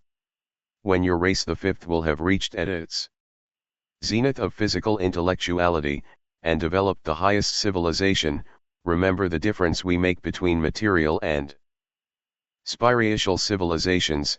Unable to go any higher in its own cycle, its progress towards absolute evil will be arrested, as its predecessors in the Lemurians and Atlanteans, the men of the third and fourth races, were arrested in their progress towards the same, by one of such cataclysmic changes, its great civilization destroyed. And all the sub-races of that race will be found going down their respective cycles, after a short period of glory and learning. See the remnants of the Atlanteans, the old Greeks and Romans, the modem belong all to the fifth race. See how great and how short, how evanescent were their days of fame and glory. For they were but subraces of the seven offshoots of the root race. No mother race, any more than her subraces and offshoots, is allowed by the one reigning law to trespass upon the prerogatives of the race or sub-race that will follow it, least of all to encroach upon the knowledge and powers in store for its successor.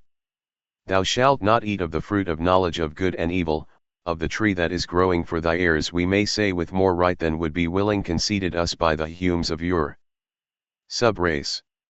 This ** tree is in our safekeeping, entrusted to us by the Dhyan Kohans, the protectors of our race and trustees for those that are coming. Try to understand the allegory, and to never lose sight of the hint given you in my letter upon the planetaries * at the beginning of each round, when humanity reappears under quite different conditions than those afforded for the birth of each new race and its sub-races. A * planetary has to mix with these primitive men, and to refresh their memories, and reveal to them the truths they knew during the preceding round, hence the confused traditions about Jehovah's, Ormuzds, Osiris's, Brahms, and the Tutukwanti. But that happens only for the benefit of the first race. It is the duty of the latter to choose the fit recipients among its sons, who are set apart, to use a biblical phrase, as the vessel to contain the whole stock of knowledge, to be divided among the future races and generations until the close of that round. Why should I say more, since you must understand my whole meaning, and that I dare not reveal it in full? Every race had its adepts, and with every new race, we are allowed to give them out as much of our knowledge as the men of that race deserve it. The last seventh race will have its Buddha as every one of its predecessors had, but its adepts will be far higher than any of the present race, for among them will abide the future planetary, the Dhyan Kohan, whose duty it will be to instruct or refresh the memory of the first race of the fifth round men after this planet's future obscuration. En passant, to show to you that not only were not the races * the letter in answer to yours, I believe, where you question me about CCM, SM, and MRS. K. 12. Invented by us, but that they are a cardinal dogma with the Lama Buddhists and with all who study our esoteric doctrine. I send you an explanation on a page or two in Rhys David's Buddhism, otherwise incomprehensible, meaningless and absurd. It is written with the special permission of the Kohan, my master, and for your benefit. No Orientalist has ever suspected the truths contained in it, and you are the first Western man, outside Tibet, to whom it is now explained. 6. What emergency at the end of all things is not only pure and impersonal spirit, but the collective ** personal remembrances schemed off every new fifth principle in the long series of being. And, if at the end of all things, say in some million of millions years hence, spirit will have to rest in its pure, impersonal non-existence, as the one or the absolute, still there must be some good in the cyclic process, since every purified ego has the chance in the long interims between objective being upon the planets to exist as a Dhyan Kohan from the lowest Deva Cheney to the highest planetary, enjoying the fruits of its collective lives. But what is spirit pure and impersonal per se? Is it possible that you should not have realized yet our meaning? Why, such a spirit is a non-entity, a pure abstraction, an absolute blank to our senses, even to the most spiritual. It becomes something only in union with matter, hence it is always something, since matter is infinite and indestructible and non-existent without spirit, which, in matter, is life. Separated from matter, it becomes the absolute negation of life and being, whereas matter is inseparable from it. Ask those who offer the objection whether they know anything of life and consciousness beyond what they now feel on earth. What conception can they have unless natural-born seers of the state and consciousness of one's individuality after it has separated itself from gross earthly body? What is the good of the whole process of life on earth, you may ask them. In your turn, if we are as good as pure unconscious entities before birth, during sleep, and at the end of our career? Is not death, according to the teachings of science, followed by the same state of unconsciousness as the one before birth? Does not life, when it quits our body, become as impersonal as it was before it animated the foetus? Life, after all, The greatest problem within the ken of human conception is a mystery that the greatest of your men of science will never solve. In order to be correctly comprehended, it has to be studied in the entire series of its manifestations, otherwise it can never be, not only fathomed, but even comprehended in its easiest form, life, as a state of being on this earth. It can never be grasped so long as it is studied separately and apart from universal life. To solve the great problem, one has to become an occultist, to analyze and experience with it personally, in all its phases, as life on earth, life beyond the limit of physical death, mineral, vegetable, animal and spiritual life, life in conjunction with concrete matter as well as life present in the imponderable atom. Let them try and examine, or analyze life. Apart from organism, and what remains of it?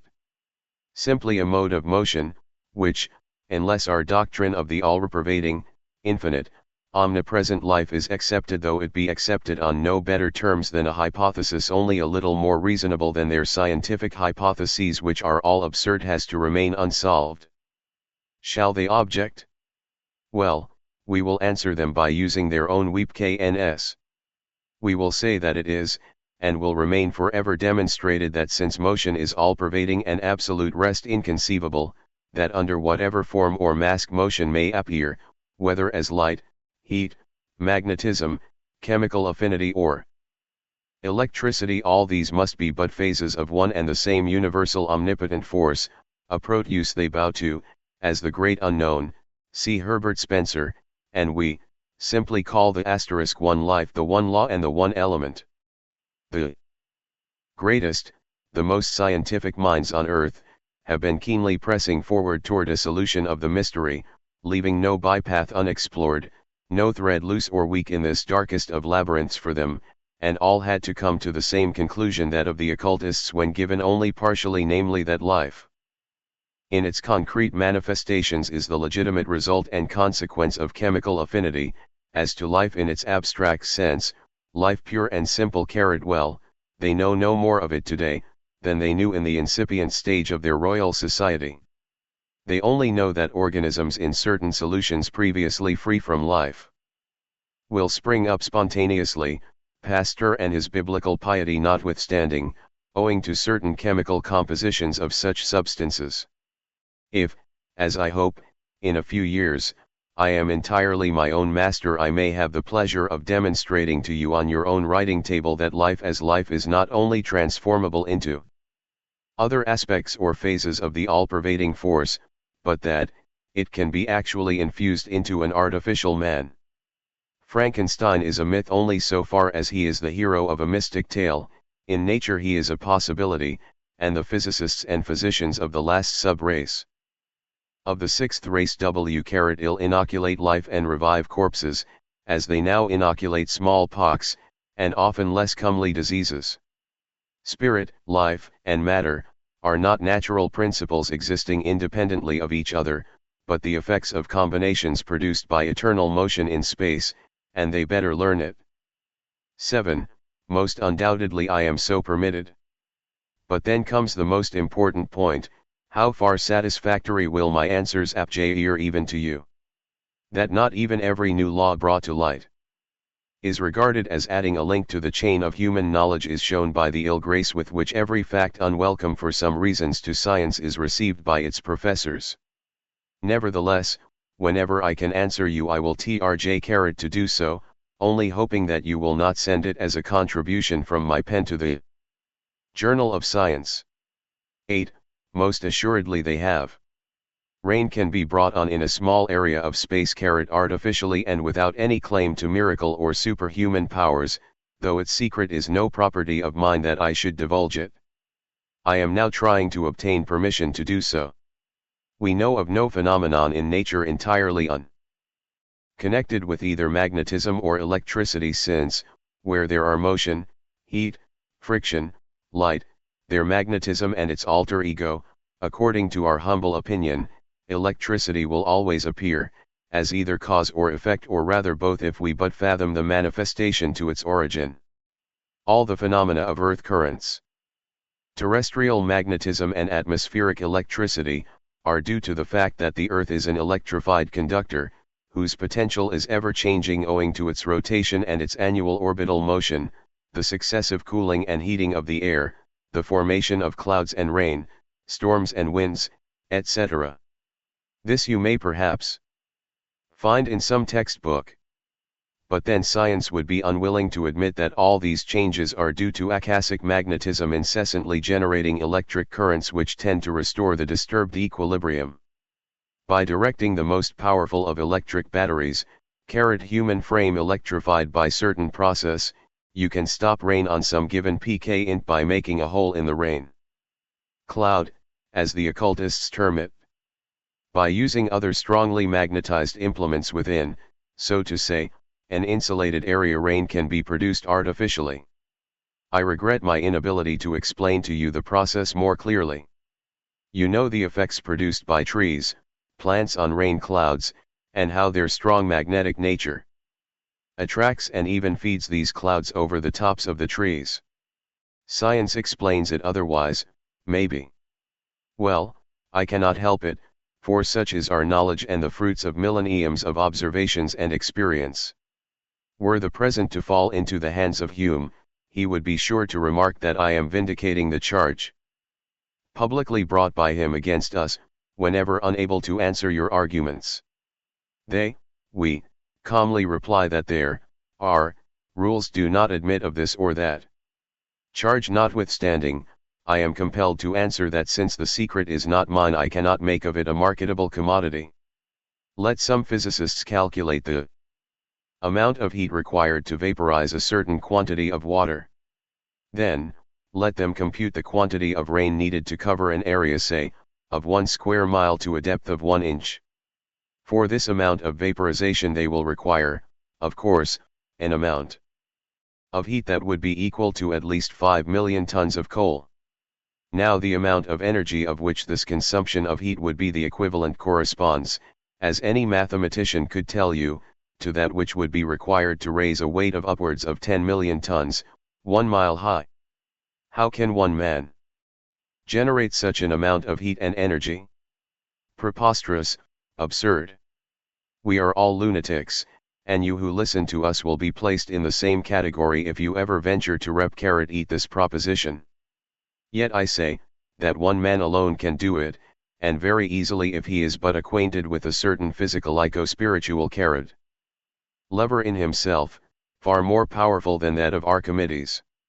Even simple muscular contraction is accompanied with electric and magnetic phenomena, and there is the strongest connection between the magnetism of the earth, the changes of weather and man, who is the best barometer living, if he but knew to decipher it properly. Again, the state of the sky can always be ascertained by the variations shown by magnetic instruments. It is now several years that I had an opportunity of reading the deductions of science up and this subject, therefore, unless I go to the trouble of catching up what I may have remained ignorant of, I do not know the latest conclusions of science. But with us, it is an established fact that it is the Earth's magnetism that produces wind, storms, and rain. What science seems to know of it, is but secondary symptoms always induced by that magnetism, and she may very soon find out her present errors.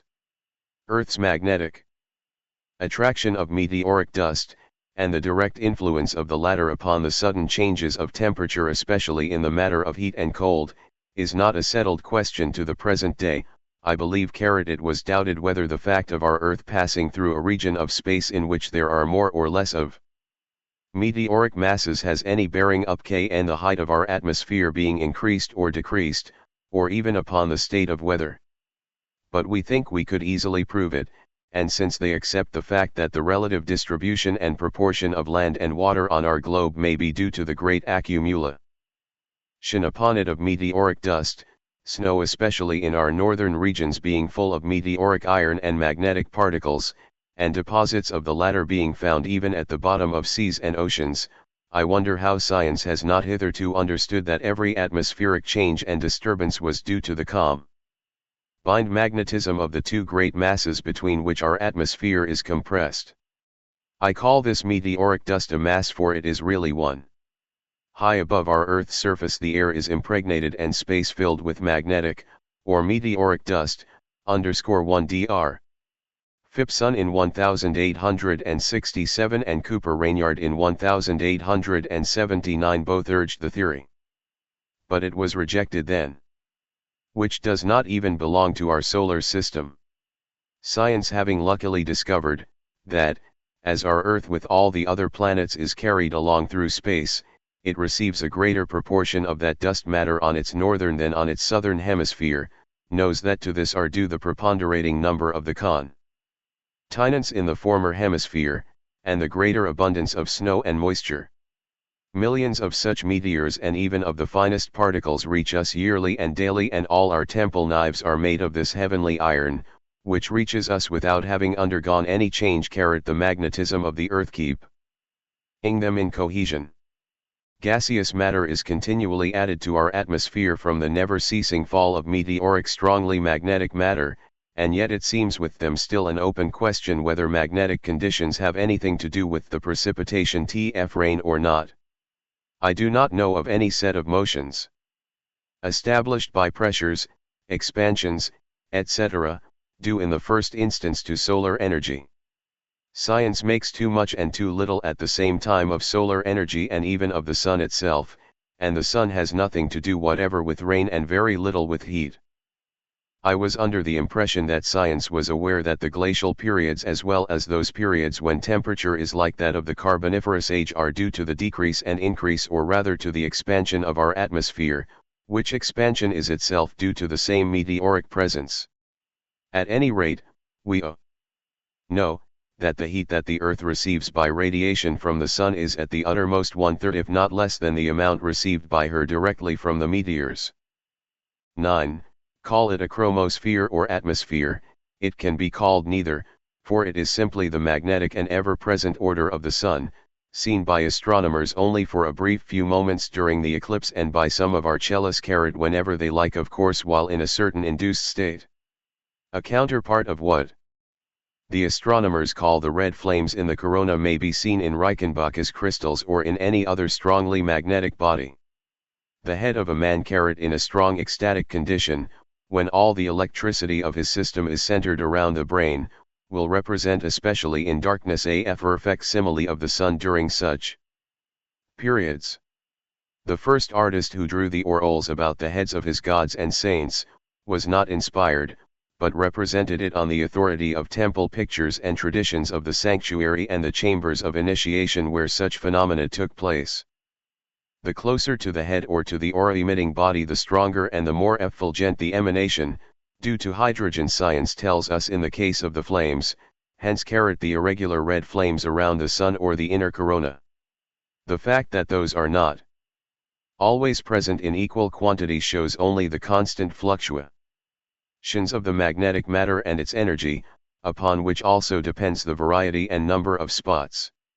During periods of magnetic inertia the spots disappear, or rather remain invisible.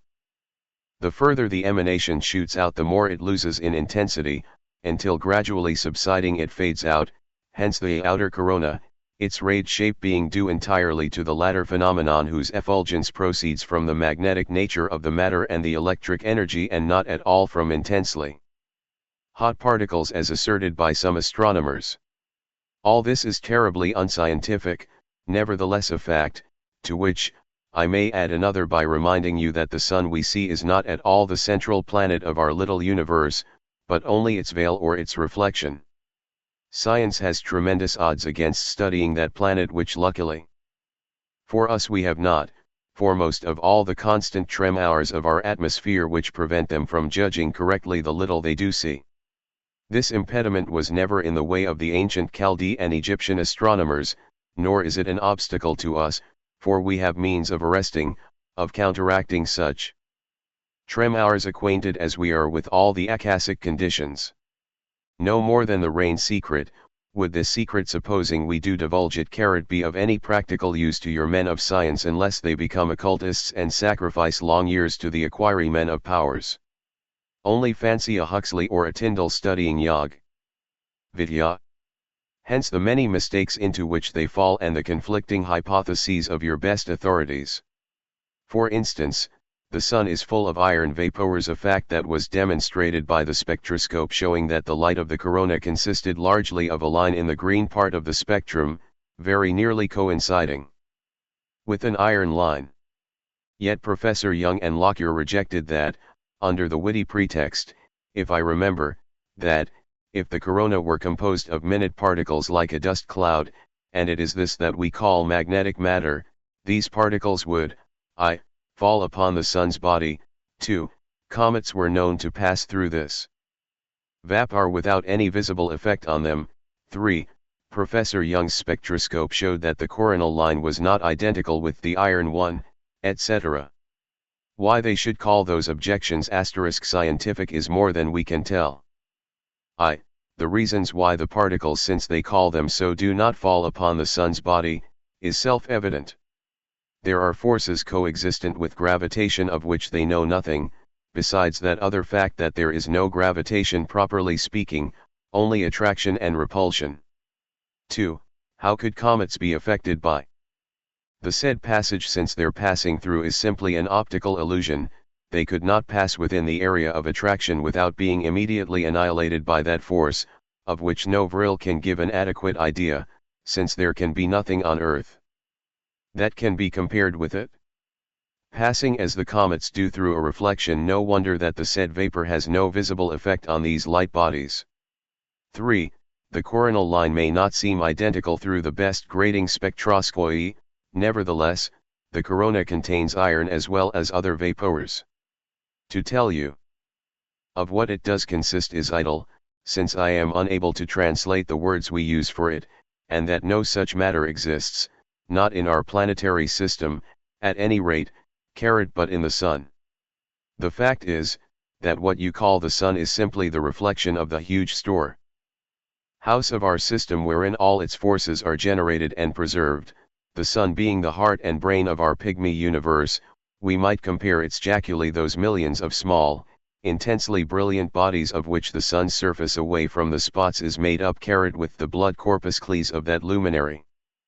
Though some of them, as correctly conjectured by science, are as large as Europe. Those blood corpuscles are the electric and magnetic matter in its 6th and 7th state.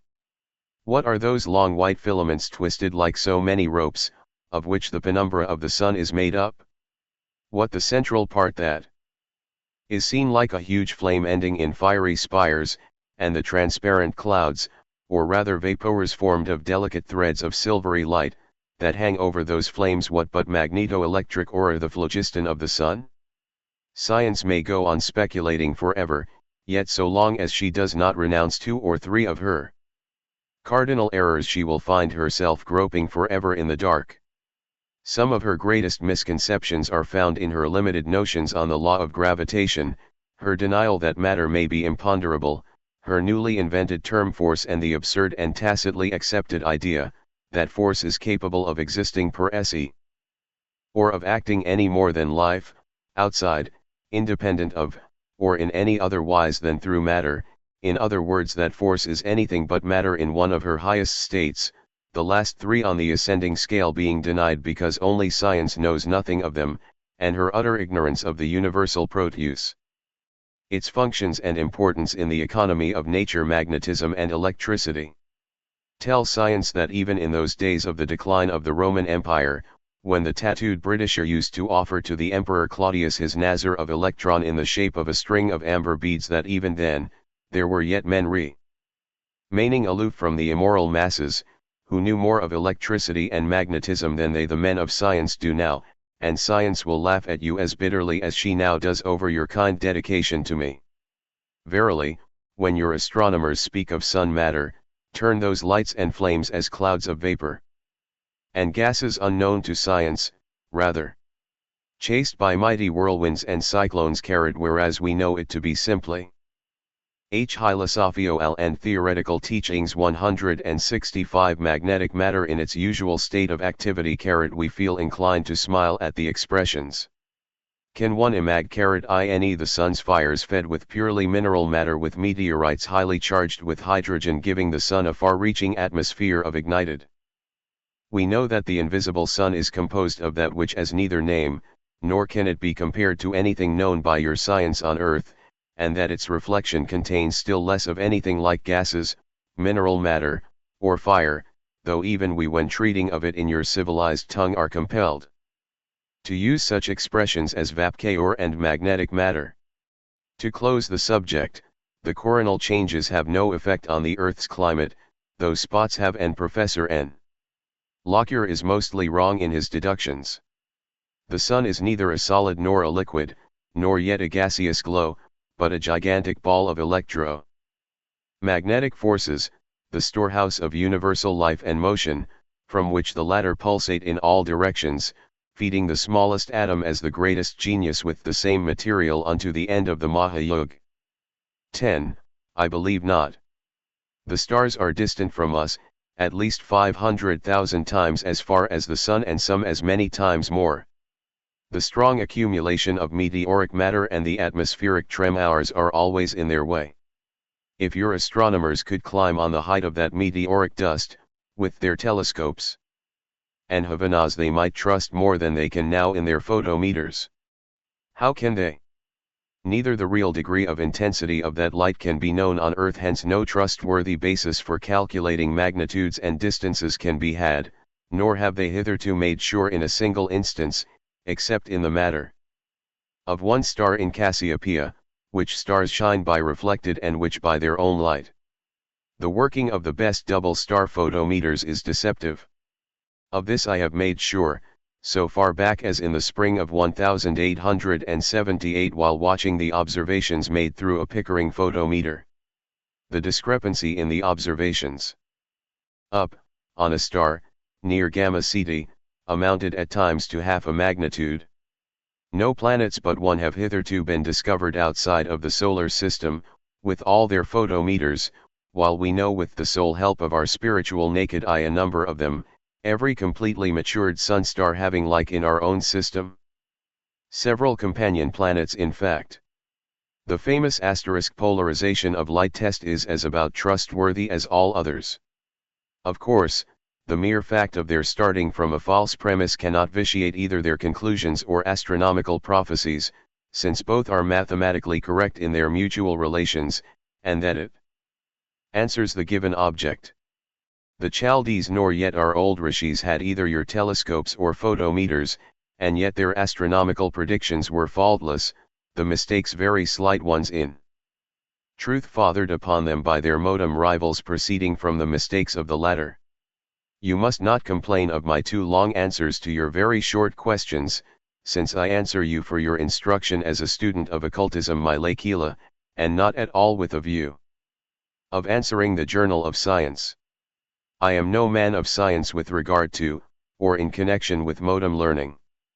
My knowledge of your Western sciences is very limited in fact, and you will please bear in mind that all my answers are based upon, and derived from, our Eastern occult doctrines regardless of their agreement or disagreement with those of exact science. Hence, I say, the sun's surface emits per square mile, as much light, in proportion, as can be emitted from any body. But what can you mean in this case by light? The latter is not an independent principle, and, I rejoiced at the introduction with a view to facilitate means of observation of the diffraction spectrum, since by abolishing all these imaginary independent existences, such as heat, actinism, light, etc., it rendered to occult science the greatest service, by vindicating in the eyes of her modern sister our very ancient theory that every phenomenon being but the effect of the diversified motion of what we call akasa, not your ether, there was, in fact, but one element, the causative principle of all. But since your question is asked with a view to settling a disputed point in modern science, I will try to answer it in the clearest way I can. I say then, no, and will give you my reasons why. They cannot know it, for the simple reason that heretofore they have in reality found no sure means of measuring the velocity of light. The experiments made by Fison and Karun, known as the two best investigators of light in the world of science, notwithstanding the general satisfaction at the results obtained, are not a trustworthy data neither in respect to the velocity with which sunlight travels, nor to its quantity. The methods adopted by both these Frenchmen are yielding correct results, at any rate approximately correct, since there is a variation of 22 miles IER second between the result of the observations of both experimenters, albeit made with the same apparatus, only as regards the velocity of light between our Earth and the upper regions of its atmosphere.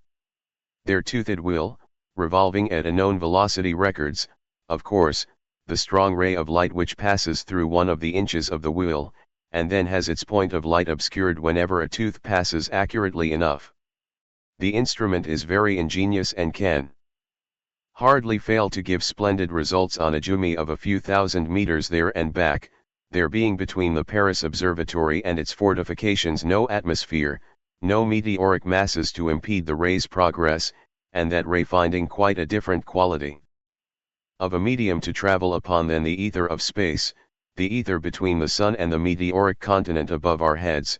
The velocity of light will of course show some 185,000 and odd miles per second, and your physicists shout *Eureka! Nor do any of the other devices contrived by science to measure that velocity. Since 1887 answer any better.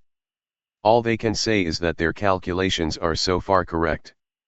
Could they measure light above our atmosphere, they would soon find that they were wrong. 11. It is so far, but is fast changing. Your science has a theory, I believe, that if the Earth were suddenly placed in extremely cold regions, for instance where it would exchange places with Jupiter, all our seas and rivers would be suddenly transformed into solid mountains, the air, or rather a portion of the aeriform substances which compose it would be metamorphosed from their state of invisible fluid owing to the absence of heat into liquids, which now exist on Jupiter, but of which men have no idea on Earth. Realize, or try to, imagine the reverse condition, and it will be that of Jupiter at the present moment. The whole of our system is imperceptibly shifting its position in space. The relative distance between planets remaining ever the same, and being in no wise affected by the displacement of the whole system, and the distance between the latter and the stars and other suns being so incommensurable as to produce but little if any perceptible change for centuries and millenniums to come, no astronomer will perceive it telescopically, until Jupiter and some other planets whose little luminous points hide now from our sight millions upon millions of stars, all but some 5,000 or 6,000, will suddenly let us have a peep at a few of the Raja suns they are now hiding. There is such a king star right behind Jupiter, that no mortal physical eye has ever seen during this our round. Could it be so perceived, it would appear, through the best telescope with a power of multiplying its diameter 10,000 times, still a small dimensionless point, thrown into the shadow by the brightness of any planet. Nevertheless, this world is thousands of times larger than Jupiter. The violent disturbance of its atmosphere and even its red spot that so intrigues science lately, are due, to that shifting and, to the influence of that Raja star. In its present position in space imperceptibly small though it be, the metallic substances of which it is mainly composed are expanding, and gradually transforming themselves into aeriform fluids, the state of our own Earth and its 6 sister globes before the first roundie, and becoming part of its atmosphere. Draw your inferences and deductions from this, my dear Lakila, but beware lest in doing so you sacrifice your humble instructor and the occult doctrine itself on the altar of your wrathful goddess modern science. 12. I am afraid not much, since our sun is but a reflection.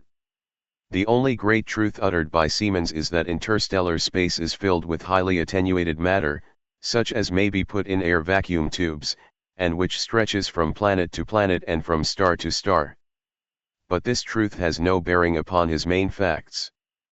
The sun gives all and takes back nothing from its system. The sun gathers nothing at the poles, which are always free even from the famous red flames at all times, not only during the eclipses. How is it that with their powerful telescopes they have failed to perceive any such gathering, since their glasses show them even the superlatively fleecy clouds on the photocarat sphere? Nothing can reach the Sun from without the boundaries of its own system in the shape of such gross matter as attenuated gases. Every bit of matter in all its 7 states is necessary to the vitality of the various and numberless systems, worlds in formation, suns awakening anew to life, etc., and they have none to spare even for their best neighbors and next of kin. They are mothers, not stepmothers, and would not take away one crumb from the nutrition of their children. The latest theory of radiant energy, which shows that there is no such thing in nature, properly speaking, as chemical light, or heat ray, is the only approximately correct one. For indeed, there is but one thing, radiant energy, which is inexhaustible and knows neither increase nor decrease, and will go on with its self-generating work to the end of the solar manvantara. The absorption of solar forces by the Earth is tremendous, yet it is, or may be demonstrated, that the latter receives hardly 25% of the chemical power of its rays, for these are despoiled of 75% during their vertical passage through the atmosphere at the moment they reach the outer boundary of the aerial ocean. And even those rays lose about 20% in illuminating and caloric power, we are told. What with such a waste must then be the recuperative powers of our Father, Mother, Sun? Yes, call it radiant energy if you will, we call it life, all-pervading, omnipresent life, ever at work. In its great laboratory, the Sunday, 13, none can ever be given by your men of science, whose bumptiousness makes them declare that only to those for whom the word magnetism is a mysterious agent the supposition that the Sun is a huge magnet can account for the production by that body of light, heat, and the causes of magnetic variation as perceived on our Earth. They are determined to ignore and thus reject the theory suggested to them by Jenkins of the RAS, of the existence of strong magnetic poles above the surface of the Earth. But the theory is a correct one nevertheless, and one of these poles revolves around the North Pole in a periodical cycle of several hundred years. Halley and Hanstein, besides Jenkins, were the only scientific men that ever suspected it. Your question is again answered by reminding you of another exploded supposition. Jenkins did his best some 3 years ago to prove that it is the north end of the compass needle that is the true North Pole, and not the reverse as the current scientific theory maintains. He was informed that the locality in Bhutia where Sir James Ross located the Earth's north magnetic pole was purely imaginary. It is not there. If he, and we, are wrong, then the magnetic theory that like poles repel and unlike poles attract, must also be declared a fallacy, since if the north end of the dip ping needle is a south pole, then its pointing to the ground in Bhutia, as you call it, must be due to attraction? And if there is anything there to attract it, why is it that the needle in London is attracted neither to the ground in Bhutia nor to the Earth's center? As very correctly argued, if the north pole of the needle pointed almost perpendicularly to the ground in Bhutia, it is simply because it was repelled by the true north magnetic pole when Sir J. Ross was there about half a century ago. No, our lordships have nothing to do with the inertia of the needle. It is due to the presence of certain metals in fusion in that locality. Increase of temperature diminishes magnetic attraction, and a sufficiently high temperature destroys it often altogether.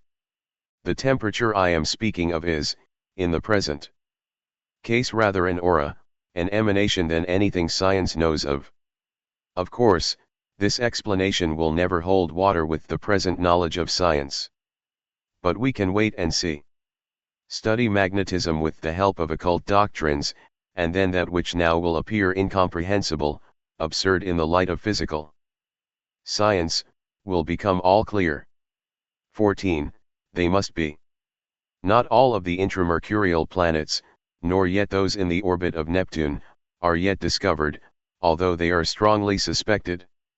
We know that such exist and where they exist, and that there are innumerable planets burnt out, they say, in obscuration we say, planets in formation, and not yet luminous, etc. But then we know is of little use to science, when the spiritualists will not admit our knowledge. Edison's tessimeter adjusted to its utmost degree of sensitiveness and attached to a large telescope may be of great use when perfected. When so attached, the tessimeter will afford the possibility not only to measure the heat of the remotest of visible stars, but to detect by their invisible radiation stars that are unseen and otherwise undetectable, hence planets also. The discoverer, an FTS, a good deal protected by M. thinks that if, at any point in a blank space of heavens, a space that appears blank, even through a telescope of the highest power, the tessimeter indicates an accession of temperature and does so invariably, this will be a regular proof that the instrument is in range with the stellar body, either non-luminous or so distant as to be beyond the reach of telescopic vision. His tessimeter, he says, is affected by a wider range of etheric undulations than the eye can take cognizance of. Science will hear sounds from certain planets before she sees them. This is a prophecy. Unfortunately, I am not a planet, not even a planetary. Otherwise I would advise you to get a tessimeter from him and thus avoid me the trouble of writing to you. I would manage then to find myself in range with you. 15. No, good friend, I am not as indiscreet as all that. I left you simply to your own reminiscences. Every mortal creature, even the less favored by fortune, has such moments of relative happiness at some time of his life. Why shouldn't you? Yes, it was an X quantity I referred to. 16. It is a widely spread belief among all the Hindus that a person's future prenatal state and birth are molded by the last desire he may have at the time of death. But this last desire, they say, necessarily hinges onto the shape which the person may have given to his desires, passions, etc., during his past life. It is for this very reason, viz., that our last desire may not be unfavorable to our future progress, that we have to watch our actions and control our passions and desires throughout our whole earthly career. 17. It cannot be otherwise. The experience of dying men by drowning and other accidents brought back to life, has corroborated our doctrine in almost every case. Such thoughts are involuntary, and we have no more control over them than we would have over the eye's retina to prevent it perceiving that color which affects it most.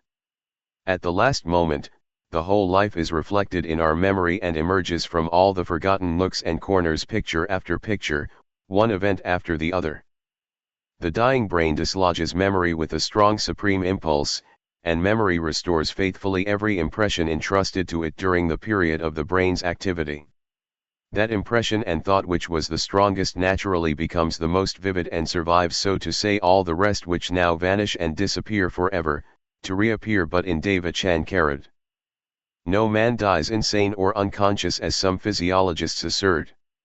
Even a madman, or one in a fit of delirium tremens, will have his instant of perfect lucidity at the moment of death, though unable to say so to those present. The man may often appear dead. Yet from the last pulsation, from and between the last throbbing of his heart and the moment when the last spark of animal heat, one good gracious, had I forgotten in my hurry to add the last 5 words, would not I have caught it as a charge of flat contradiction? Leaves the body, the brain thinks, and the ego lives over in those few brief seconds his whole life over again.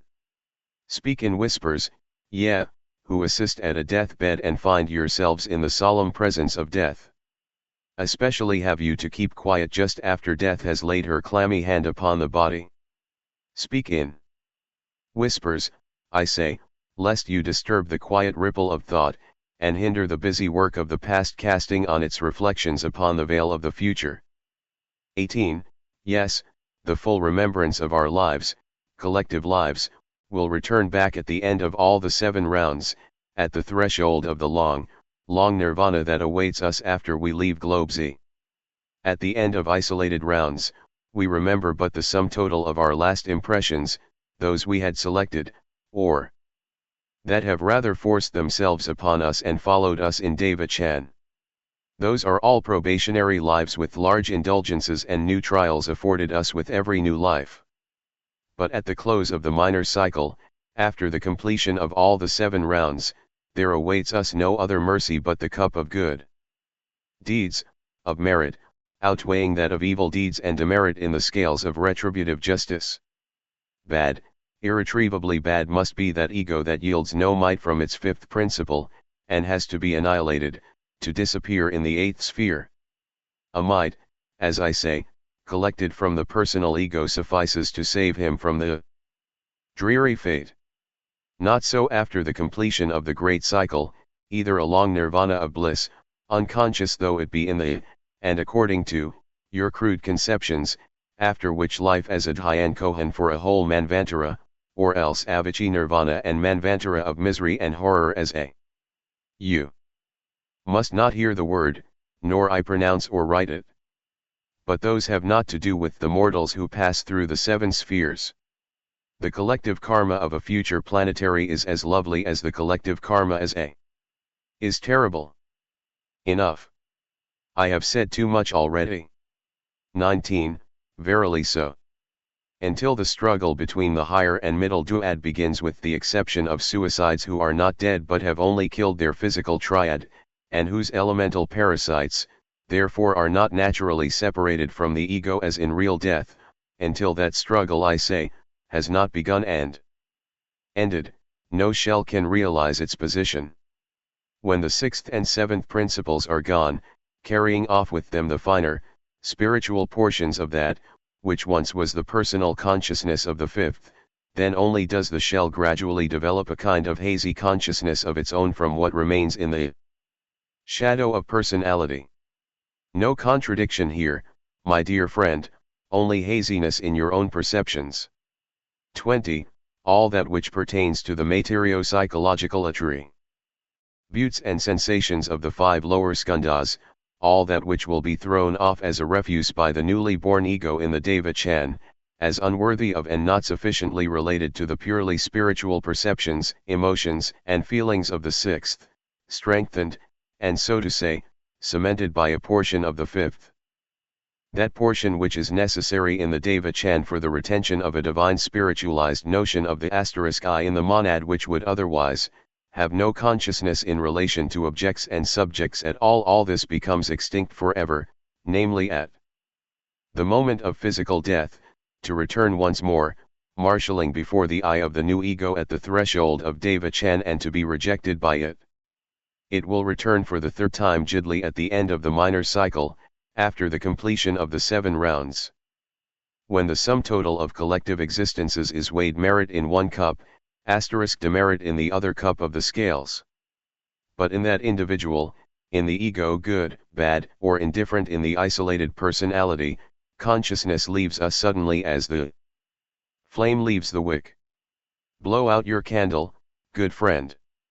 The flame has left that candle forever, but are the particles that moved, their motion producing the objective flame, annihilated or dispersed for all that? Never. Relight the candle and the same particles drawn by mutual affinity will return to the wick. Place a long row of candles on your table. Light one and blow it out, then light the other and do the same, a third and fourth, and so on. The same matter, the same gaseous particles representing in our case the karma of the personality will be called forth by the conditions given them by your match, to produce a new luminosity. But can we say that candle no I has not had its flame extinct forever? Not even in the case of the failures of nature of the immediate reincarnation of children and congenital idiots, etc., that so provoked the wrath of CCM, can we call them the identical X-personalities, though the whole of the same life principle and identically the same manas, fifth principle, re-enters a new body and may be truly called a reincarnation of the personality, whereas, in the rebirth of the egos from Deva Chans and Avicis into karmic life, it is only the spiritual attributes of the monad and its buddhi that are reborn. All we can say of the reincarnated failures is, that they are the reincarnated manas, the fifth principle of Mr. Smith or Miss Gray, but not certainly that these are the reincarnations of Mr. S and Miss G. Therefore, the explanation, clear and concise, though perhaps less literary than you might make it, given to CCM in the Theosophist in answer to his spiteful hit in Light, is not only correct but candid also, and both yourself and CCM were unjust to Upasika and even to myself, who told her what to write, since even you mistook my wail and lament at the confused and toured explanations in Isis, for its incompleteness no one but we, her inspirers are responsible, and my complaint of having had to exercise all my ingenuity to make the thing plain, for an avowal of ingeniousness in the sense of cunning and craft, whereas ingenuousness is sincere desire, though very difficult of realization, to mend and clear up the misconception was meant by me. I do not know of anything since the very beginning of our correspondence that displeased the Kohen so much as that. But we must not return to the subject again. But what is then the nature of the remembrance and self-consciousness of the shell? You ask. As I said in your note, no better than a reflected or borrowed light. Memory is one thing, and perceptive faculties quite another. A madman may remember very clearly some portion of his past life, yet he is unable to perceive anything in its true light, for the higher portion of his manas and his buddhi are paralysed in him, have left him. Could an animal, a dog, for instance, speak, he would prove you that his memory in direct relation to his canine personality, is as fresh as yours. Nevertheless, his memory and instinct cannot be called perceptive faculties. A dog remembers that his master thrashed him when the latter gets hold of his stick. At all other times he has no remembrance of it. Thus with a shell, once in the aura of a medium, all he perceives through the borrowed organs of the medium and of those in magnetic sympathy with the latter, he will perceive very clearly, but not further than what the shell can find in the perceptive faculties and memories of circle and medium. Hence often the rational and at times highly intelligent answers, hence also a complete oblivion of things known to all but that medium and circle. The shell of a highly intelligent, learned, but utterly unspiritual man who died a natural death, will last longer, and the shadow of his own memory helping that shadow, which is the refuse of the sixth principle left in the fifth, he may deliver discourses through trance speakers and repeat parrot like that which he knew of and thought much over it, during his lifetime. But find me one single instance in the annals of spiritualism where a returning shell of a Faraday or a Brewster, for even they were made to fall into the trap of mediumistic attraction, said one word more than it knew during its lifetime. Where is that scientific shell, that ever gave evidence of that, which is claimed on behalf of the disembodied spirit, namely, that a free soul, the spirit disenthralled from its body's fetters, perceives and sees that which is concealed from living mortal eyes? Challenge the spiritualists fearlessly, I say. Defy the best, the most reliable of mediums, Stainton Moses, for one to give you through that high disembodied shell, that he mistakes for the imperator of the 13 early days of his mediumship, to tell you what you will have hidden in your box, if SM does not know it, or to repeat to you a line from a Sanskrit manuscript unknown to his medium, or anything of that kind. Proputer. Spirits they call them. Spirits with personal remembrances. As well call personal remembrances the sentences screeched out by a parrot. Why don't you ask CCM to test plus? Why not settle his and your mind at rest by suggesting to him to ask a friend or an acquaintance unknown to SM to select an object the nature of which will remain in its turn unknown to CCM, and then see whether plus will be able to name that object something's possible even to a geoid clairvoyant. Let the spirit of Zollner, now that he is in the fourth dimension of space, and has put up an appear ants already with several mediums, tell them the last word of his discovery, complete his astrophysical philosophy. No, Zollner, when lecturing through an intelligent medium, surrounded with persons who read his works, are interested in them, will repeat on various tones that which is known to others, not even that which he alone knew most probably, the credulous, ignorant public confounding the post hoc with the proter hoc and firmly convinced of the spirit s identity. Indeed, it will be worth your while to stimulate investigation in this direction. Yes, personal consciousness does leave everyone at death, and when even the center of memory is re-established in the shell, it will remember and speak out its recollections, but through the brain of some living human being. Hence, 21, a more or less complete, still dim recollection of its personality, and of its purely physical life. As in the case of complete insanity, the final severance of the two higher duads, 7th, 6th, and 5th, 4th, at the moment of the former going into gestation, digs an impassable gulf between the two. It is not even a portion of the 5th that is carried away, least of all two carried principles, as Mr. Hume crudely puts it in his fragments that go into Deva-Chan, leaving but I-carried principles behind. The manas, shorn of its finest attributes, becomes like a flower from which all the aroma has suddenly departed, a rose crushed and having been made to yield all its oil for the attar manufacture purposes. What is left behind is but the smell of decaying grass, earth, and rottenness. A question the second is sufficiently answered, I believe. Your second para. The spiritual ego goes on evolving personalities, in which the sense of identity is very complete while living. After their separation from the physical ego, that sense returns very dim, and belongs wholly to the recollection of the physical man. The shell may be a perfect cynic when wholly engrossed in a game of cards at his club, and when either losing or winning a large sum of money, or a babu smut murky des, trying to cheat his principal out of a sum of rupees. In both cases, ex-editor and babu will, as shells, remind anyone who will have the privilege of enjoying an hour's chat with the illustrious disembodied angels, more of the inmates of a lunatic asylum made to play parts in private theatricals as means of hygienic recreation, than of the Caesars and Hamlets they would represent. The slightest shock will throw them off the track and send them off raving. B. An error. AP. Sinnot is not an absolutely new invention. He is the child and creation of his antecedent personal self, the karmic progeny, for all he knows, of Nanius, Asprina, consul of the Emperor Domitian, 94 AD. Together with Arisenius Clementus, and friend of the Flamen of that day, the high priest of Jupiter and chief of the Flamenes, or of that Flamens himself, which would account for a P. Sinnot's suddenly developed love for mysticism. APS. The friend and brother of K.H. will go to Deva-Chan, and APS. The editor and the lawn tennis man, the Don Juan in a mild way in the palmy days of saints, sinners, and sceneries, identifying himself by mentioning a usually covered mole or scar, will, perhaps, be abusing the babus through a medium to some old friend in California or London. C. It will find enough decent material and to spare.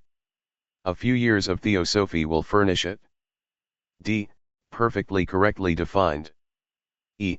As much as there is of the personality in APS's reflection in the looking glass of the real, living, APS. F. The spiritual ego will not think of the APS. The shell, any more than it will think of the last suit of clothes it wore, nor will it be conscious that the individuality is gone, since that only individuality and spiritual personality it will then behold in itself alone. Nasti ipsum is a direct command of the oracle to the spiritual monad in Deva-Chan, and the heresy of individuality is a doctrine propounded by Tathag-Tha with an eye to the shell. The latter, whose bumptiousness is as proverbial as that of the medium when reminded that it is APS, will echo out, of course, no doubt, hand me over some preserved peaches I devoured with such an appetite for breakfast, and a glass of claret. And who after this, who knew APS at Allahabad, will dare doubt his identity, and, when left alone for one short instant by some disturbance in the circle, or the thought of the medium in wandering for a moment to some other person, that shell will begin to hesitate in its thoughts whether it is APS, S. Wheeler, or Ratigan, and end by assuring itself it is Julius Caesar, G, and by finally remaining asleep. H. No, it is not conscious of this loss of cohesion. Besides, such a feeling in a shell being quite useless for nature's purposes, it could hardly realize something that could be never even dreamed by a medium or its affinities. It is dimly conscious of its own physical death after a prolonged period of time, though that's all. The few exceptions to this rule, cases of half-successful sorcerers, of very wicked persons passionately attached to self offer a real danger to the living. These very material shells, whose last dying thought was self, self, self, and to live, will often feel it instinctively. So do some suicides, though not all. What happens then is terrible, for it becomes a case of post-mortem lycanthropy. The shell will cling so tenaciously to its semblance of life that it will seek refuge in a new organism, in any beast, in a dog, a hyena, a bird, when no human organism is close at hand, rather than submit to annihilation. 22. A question I have no right to answer. 22. Mars and 4 other planets of which astronomy knows yet nothing. Neither A, B, nor Y, Z, are known, nor can they be seen through physical means, however perfected. 24. Most decidedly not. Not even a Dhyan Kohan of the lower orders could approach it without having its body consumed, or rather annihilated. Only the highest planetary can scan it. B. Not unless we call it the vertex of an angle.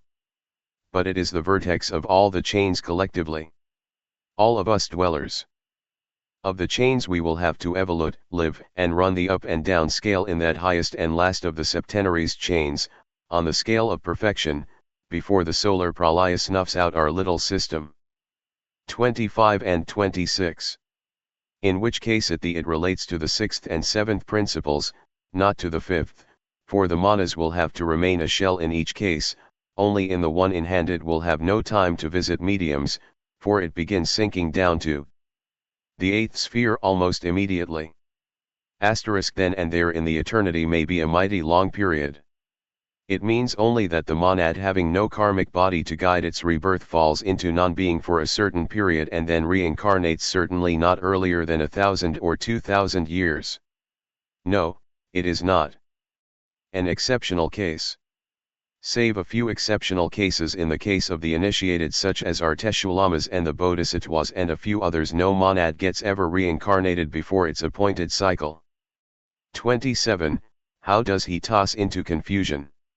If instead of doing today something you have to do, you put it off till the next day, does not even this invisibly and imperceptibly at first, yet as forcibly throw into confusion many a thing, and in some cases even shuffle the destinies of millions of persons, for good, for evil, or simply in connection with a change, may be unimportant in itself, still a change?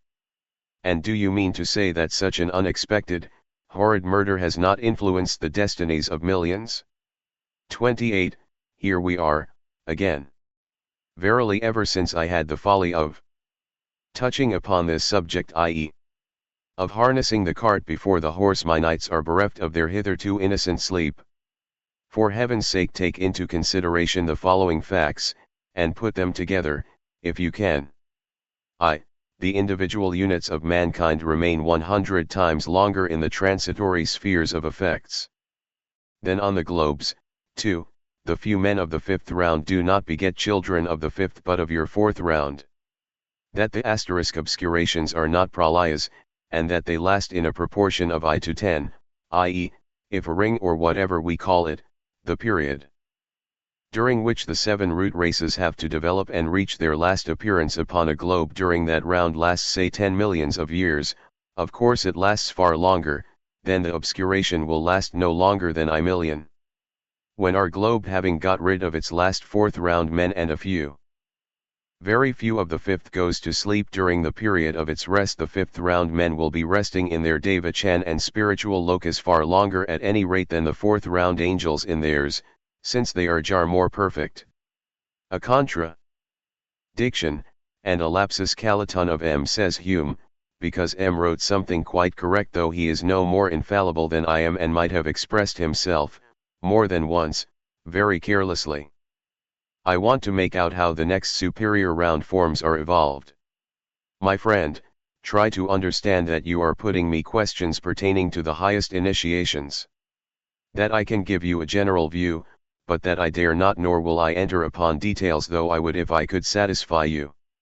Do not you feel that it is one of the highest mysteries than which there is no higher one? Dead but to resurrect in greater glory. Is not what I say plain?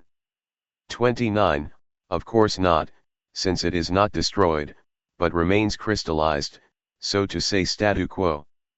At each round there are less and less animals, the latter themselves evolving into higher forms. During the first round it is they that were the kings of creation. During the seventh men will have become gods and animals, intelligent beings. Draw your inferences.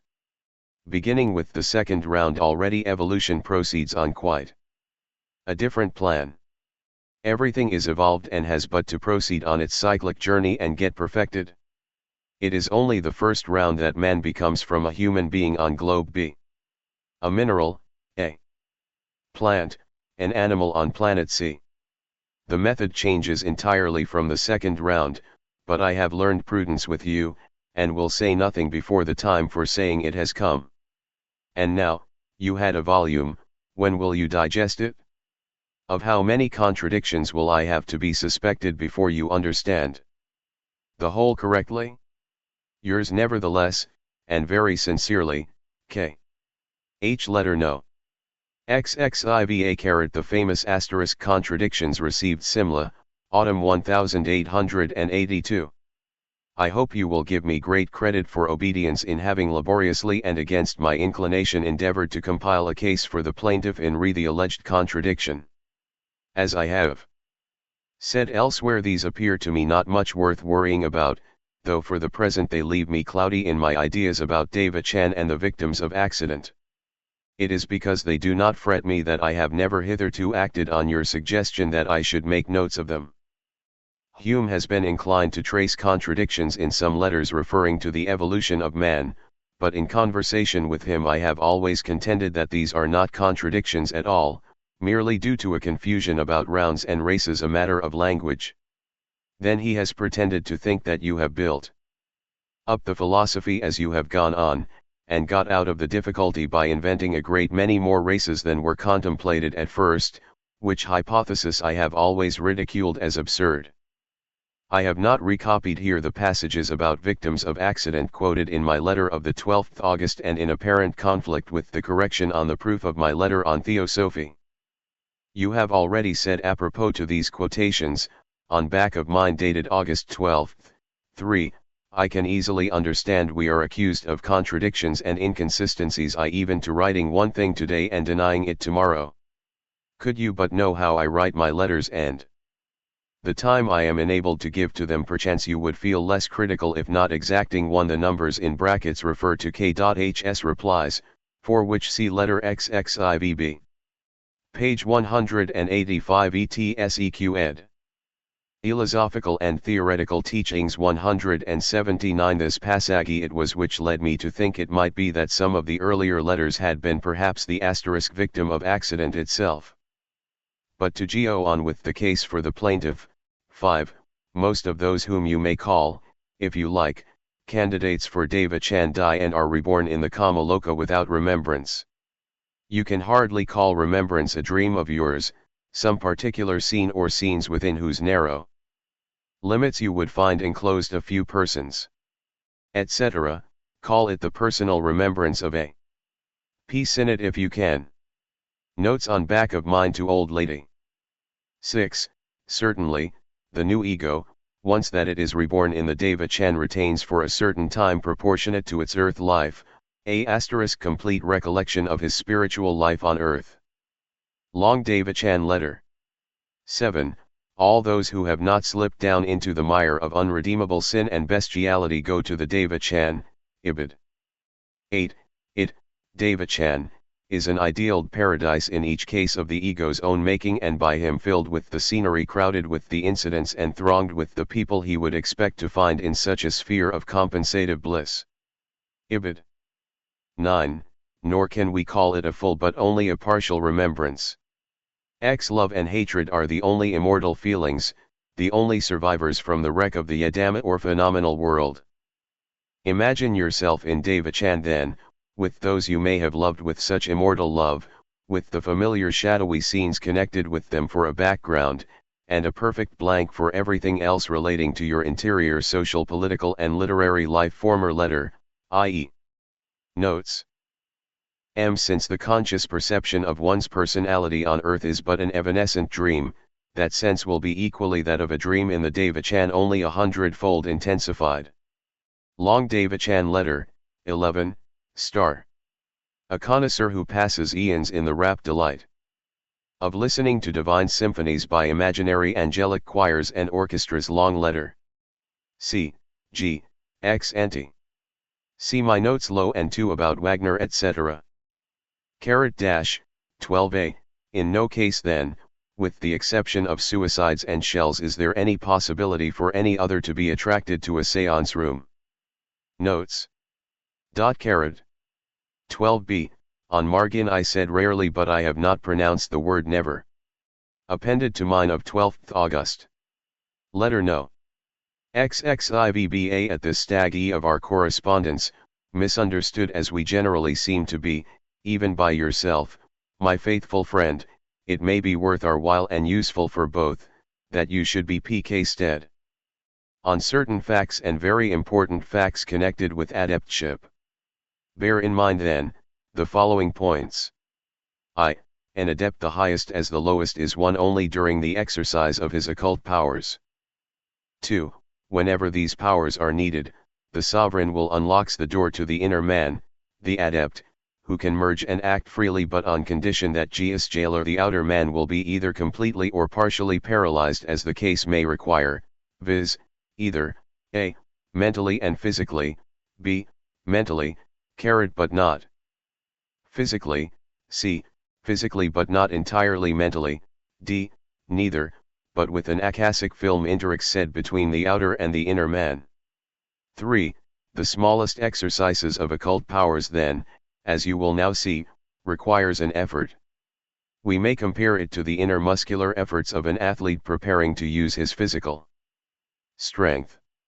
As no athlete is likely to be always amusing himself at swelling his veins in anticipation of having to lift a weight, so no adept can be supposed to keep his will in constant tension and the inner man in full function, when there is no immediate necessity for it.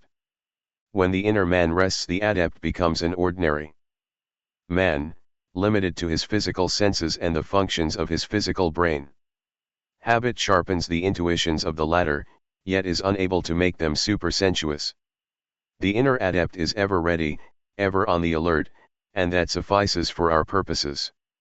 At moments of rest then, his faculties are at rest also.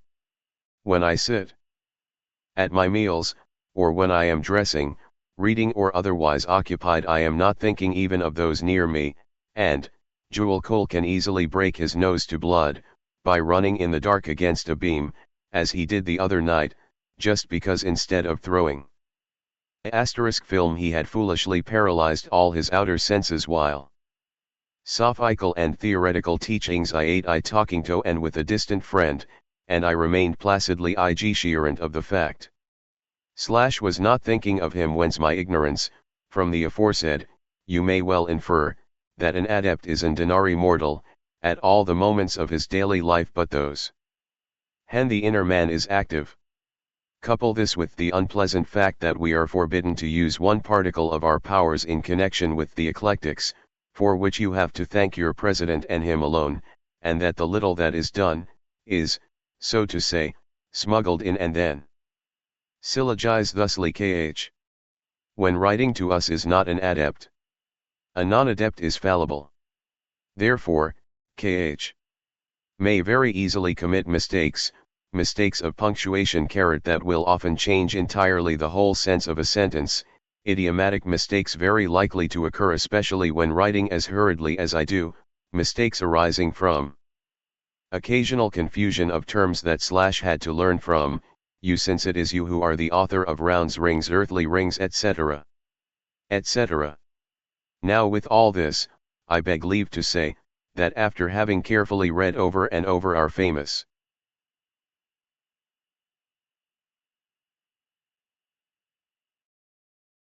contradictions myself, after giving them to be read to M, and then to a high adept whose powers are not in the Kohan's chancery sequestered by him to prevent him from squandering them upon the unworthy objects of his personal predilections, after doing all this I was told by the latter the following, *, it is All perfectly correct. Knowing what you mean, no more than any other person acquainted with the DT trine, can I find in these detached fragments anything that 6-carat-old really conflict with each other. But, since many sentences are incomplete, and the subjects scattered about without any order, I do not wonder that your lay cellist should find fault with them. Yes, they do require a more explicit and clear exposition. Such is the decree of an adept, and I abide by it. I will try to complete the information for your sake. In one and only case marked on your pages and my answers, I2A, and I2B, the last is the asterisk plaintiff entitled to a hearing, but not to a farthing even for damages, since, as in law, no one either plaintiff or defendants has a right to plead ignorance of that law. So in occult sciences, the lay cellists ought to be forced to give the benefit of the doubt to their gurus in cases, in which, owing to their great ignorance of that science, they are likely to misinterpret the meaning instead of accusing them pk of contradiction. Now I beg to state, that, with regard to the two sentences marked respectively I2A and I2B, there is a plain contradiction but for those who are not acquainted with that tenet. You were not, and therefore I plead guilty of an omission, but not guilty of a contradiction.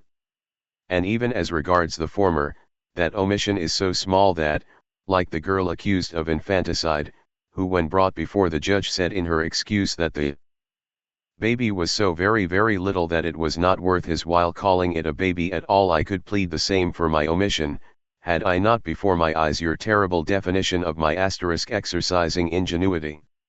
Well, read the explanation given in my notes and answers and judge. By the by, my good brother, I have not hitherto suspected in you such a capacity for defending and excusing the inexcusable as exhibited by you in my defense, of the now famous exercise of ingenuity. If the article, reply to C. Massey, has been written in the spirit you attribute to me in your letter, and if I, or any one of us has an inclination to tolerate subtler and more tricksy ways of pursuing an end than generally admitted as honorable by the truth-loving, straightforward European, is M.R. Hume included in this category. Indeed, you have no right to excuse such a mode of dealing, even in me, nor to view it merely in the nature of spots in the sun, since a spot is a spot whether found in the bright luminary or upon a brass candlestick. But you are mistaken, my dear friend. There was no subtle, no tricky mode of dealing to get her out of the difficulty created by her ambiguous style and ignorance of English, not her ignorance of the subject, which is not the same thing and alters entirely the question. Nor was I ignorant of the fact that M. had written to you previously upon the subject, since it was in one of his letters, the last but one before I took the business off his hands, in which he touched upon the subject of races for the first and spoke of reincarnation. If M.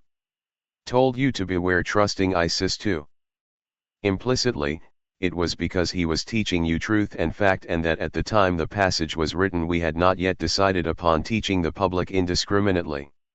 He gave you several such instances, if you will but reread his letter, adding that were such and such sentences written in such a way they would explain facts now merely hinted upon, far better. Of course to CCM the passage must seem wrong and contradictory, for it is misleading, as M. said. Many are the subjects treated upon in Isis that even HPB was not allowed to become thoroughly acquainted with, yet they are not contradictory. If misleading, to make her say as she was made by me to say that the passage criticized was incomplete, chaotic, vague, clumsy, as many more passages in that work was a sufficiently frank admission, I should think, to satisfy the most crotchety critic. To admit that the passage was wrong, on the other hand, would have amounted to a useless falsehood, for maintain that it is not wrong since if it concealed the whole truth it does not distort it in the fragments of that proof as given in Isis. The point in C.C.M's complaining criticism was not that the whole truth had not been given, but that the truth and facts of 1877 were represented as errors and contradicted in 1882. and it was that point damaging for the whole society, its lay and inner chalice, and for our doctrine that had to be shown under its true colors, namely that of an entire misconception due to the fact that the ** septenary doctrine had not yet been divulged to the world at the time when Isis was written. And thus it was shown. I am sorry you do not find her answer written under my direct inspiration very satisfactory, for it proves to me only that up to this you have not yet grasped very firmly the difference between the sixth and seventh and the fifth, or the immortal and the astral or personal monads equals egos. The suspicion is corroborated by what HX gives in his criticism of my explanation at the end of his letter in the September number, your letter before me completing the evidence thereupon. No doubt the real ego inheres in the higher principles which are reincarnated periodically every 1, 2, or 3 or more thousands of years. But the immortal ego, the individual monad, is not the personal monad which is the fifth, and the passage in Isis did not answer Eastern reincarnationists who maintain in that same Isis, had you but read the whole of it, that the individuality or the immortal ego has to reappear in every cycle, but the Western, especially the French reincarnationists, who teach that it is the personal or astral monad, the moi fluidic, the manas or the intellectual mind, the fifth principle in short, that is reincarnated each time. Thus if you read once more C.C.M.'s quoted passage from Isis against the reviewer of The Perfect Way, you will perhaps find that H.P.B. and myself were perfectly right in maintaining that in the above passage only the astral monad was meant. And, there is a far more unsatisfactory shock to my mind, upon finding that you refuse to recognize in the astral monad the personal ego, whereas all of us call it most undoubtedly by that name, and have so called it for millenniums, than there could ever be in years when meeting with that monad under its proper name in a Levi's fragment on death. The astral monad is the personal ego, and therefore, it never reincarnates, as the French spirits will have it, but under exceptional circumstances, in which case, reincarnating it does not become a shell but, if successful in its second reincarnation, will become one, and then gradually lose its personality, after being so to say emptied of its best and highest spiritual attributes by the immortal monad or the spiritual ego, during the last and supreme struggle. The jar of feeling then ought to be on my side, as indeed it only seemed to be another illustration of the difference between Eastern and Western methods, but was not in this case at any rate. I can readily understand, my dear friend, that in the chilly condition you find yourself, mentally, you are prepared to hash even in the rays of a funereal pile upon which a living sati is being performed, but why call it a sun, and excuse its spot the corpse? The letter addressed to me, which your delicacy would not permit you to read, was for your perusal and sent for that purpose. I wanted you to read it. Your suggestion concerning GK's next trial in art is clever, but not sufficiently, as to conceal the white threads of the Jesuitically black insinuation. GK was however caught at it, nous verrons, says the French song. G. Cole says, presenting his most humble salams, that you have incorrectly described the course of events as regards the first portrait. What he says is this: the day she came she did not ask you *** to give her a piece of etc. Page 300, but after you had begun speaking to her of my portrait, which she doubted much whether you could have. It is but after half an hour's talk over it in the front drawing room, you two forming the two upper points of the triangle, near your office door, and your lady the lower one, he was there he says, that she told you she would try. It was then that she asked you for a piece of thick white papier, and that you gave her a piece of a thin letter paper, which had been touched by some very anti-magnetic person. However, he did, he says, the best he could. On the day following, as Mrs. S had looked at it just 27 minutes before he did it, he accomplished his task. It was not an hour or two before, as you say, for he had told the OL to let her see it just before breakfast. After breakfast, She asked you for a piece of Bristol board, and you gave her 2 pieces, both marked and not one as you say. The first time she brought it out it was a failure, he says, with the eyebrow like a leech, and it was finished only. During the evening while you were at the club, at a dinner at which the old Yupasika would not go. And it was he again, GK. Asterisk great artist who had to make away with the leech, and to correct cap and features, and who made it look like master. He will insist giving me that name Thog H. He is no longer Michaela in reality, since M. After spoiling it would not go to the trouble of correcting it but preferred going to sleep instead. And finally, he tells me, my making fun of the portrait notwithstanding, the likeness is good and would have been better had M. Sahib not interfered with it, and he, GK. allowed to have his own artistic ways. Such is his tale, and he therefore, is not satisfied with your description, and so he said to Yupasika, who told you something quite different. Now to my notes. Nor do they fret me particularly. But as they furnish our mutual friend with a good handle against us, which he is likely to use any day in that nasty way, so preeminently his own, I rather explain them once more with your kind permission. 2. Of course, it is our usual way of getting out of difficulties. Having been invented ourselves, we repay the inventors by inventing imaginary races. There are a good many things more we are charged with having invented. Well, there's one thing, at any rate, we can never be accused of inventing, and that is Mr. Hume himself. To invent his like transcends the highest the powers we know of. And now, good friend, before we proceed any further, pray read the appended note. It is time you should know us as we are. Only, to prove to you, if not to him, that we have not invented those races, I will give out for your benefit that which has never been given out before.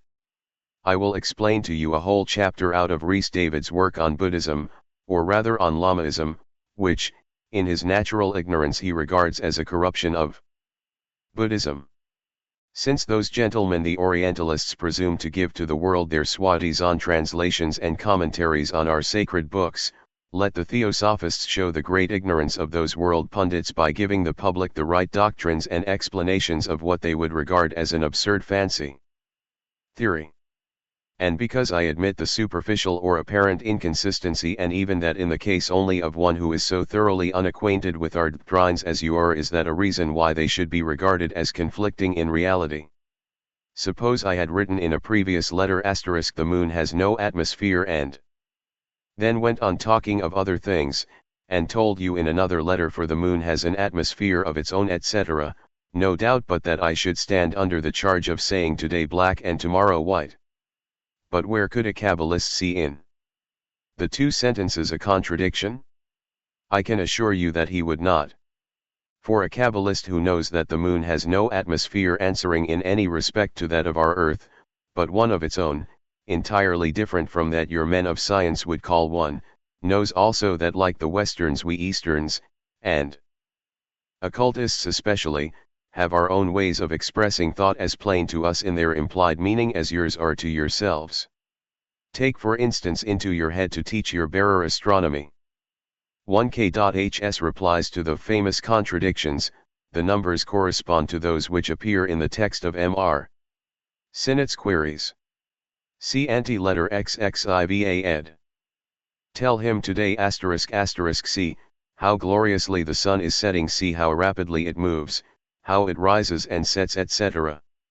And tomorrow try to impress him with the fact that the sun is comparatively motionless, and that it is but our earth that loses and then again catches sight of the sun in her diurnal motion, and 10-1, if your pupil has any brains in his head, he will accuse you of flatly contradicting yourself. Would this be a proof of your ignorance of the heliocentric system? And would you be accused with anything like justice of writing one thing today and denying it tomorrow? Though your sense of fairness would prompt you to admit that you can easily understand the accusation. Writing my letters, then, as I do, a few lines now and a few words 2 hours later, having to catch up the thread of the same subject, perhaps with a dozen or more interruptions between the beginning and the end. I cannot promise you anything like Western accuracy, for ergo the only asterisk victim of accident in this case is myself. The innocent cross-examination to which I am subjected by you and that I do not object to, and the positively predetermined purpose of catching me tripping whenever he can, on M.R. Hume's part, a proceeding regarded as highly legal and honest in Western law, but to which we, Asiatic savages, object most emphatically, has given my colleagues and brothers a high opinion of my proclivities to martyrdom. In their sight I have become a kind of Indo-Tibetan Simon Stylites. Caught by the lower hook of the Simla interrogation mark and impaled on it, I see myself doomed to equilibrize upon the apex of the semicircle for fear of slipping down at every uncertain motion either backward or forward. Such is the present condition of your humble friend.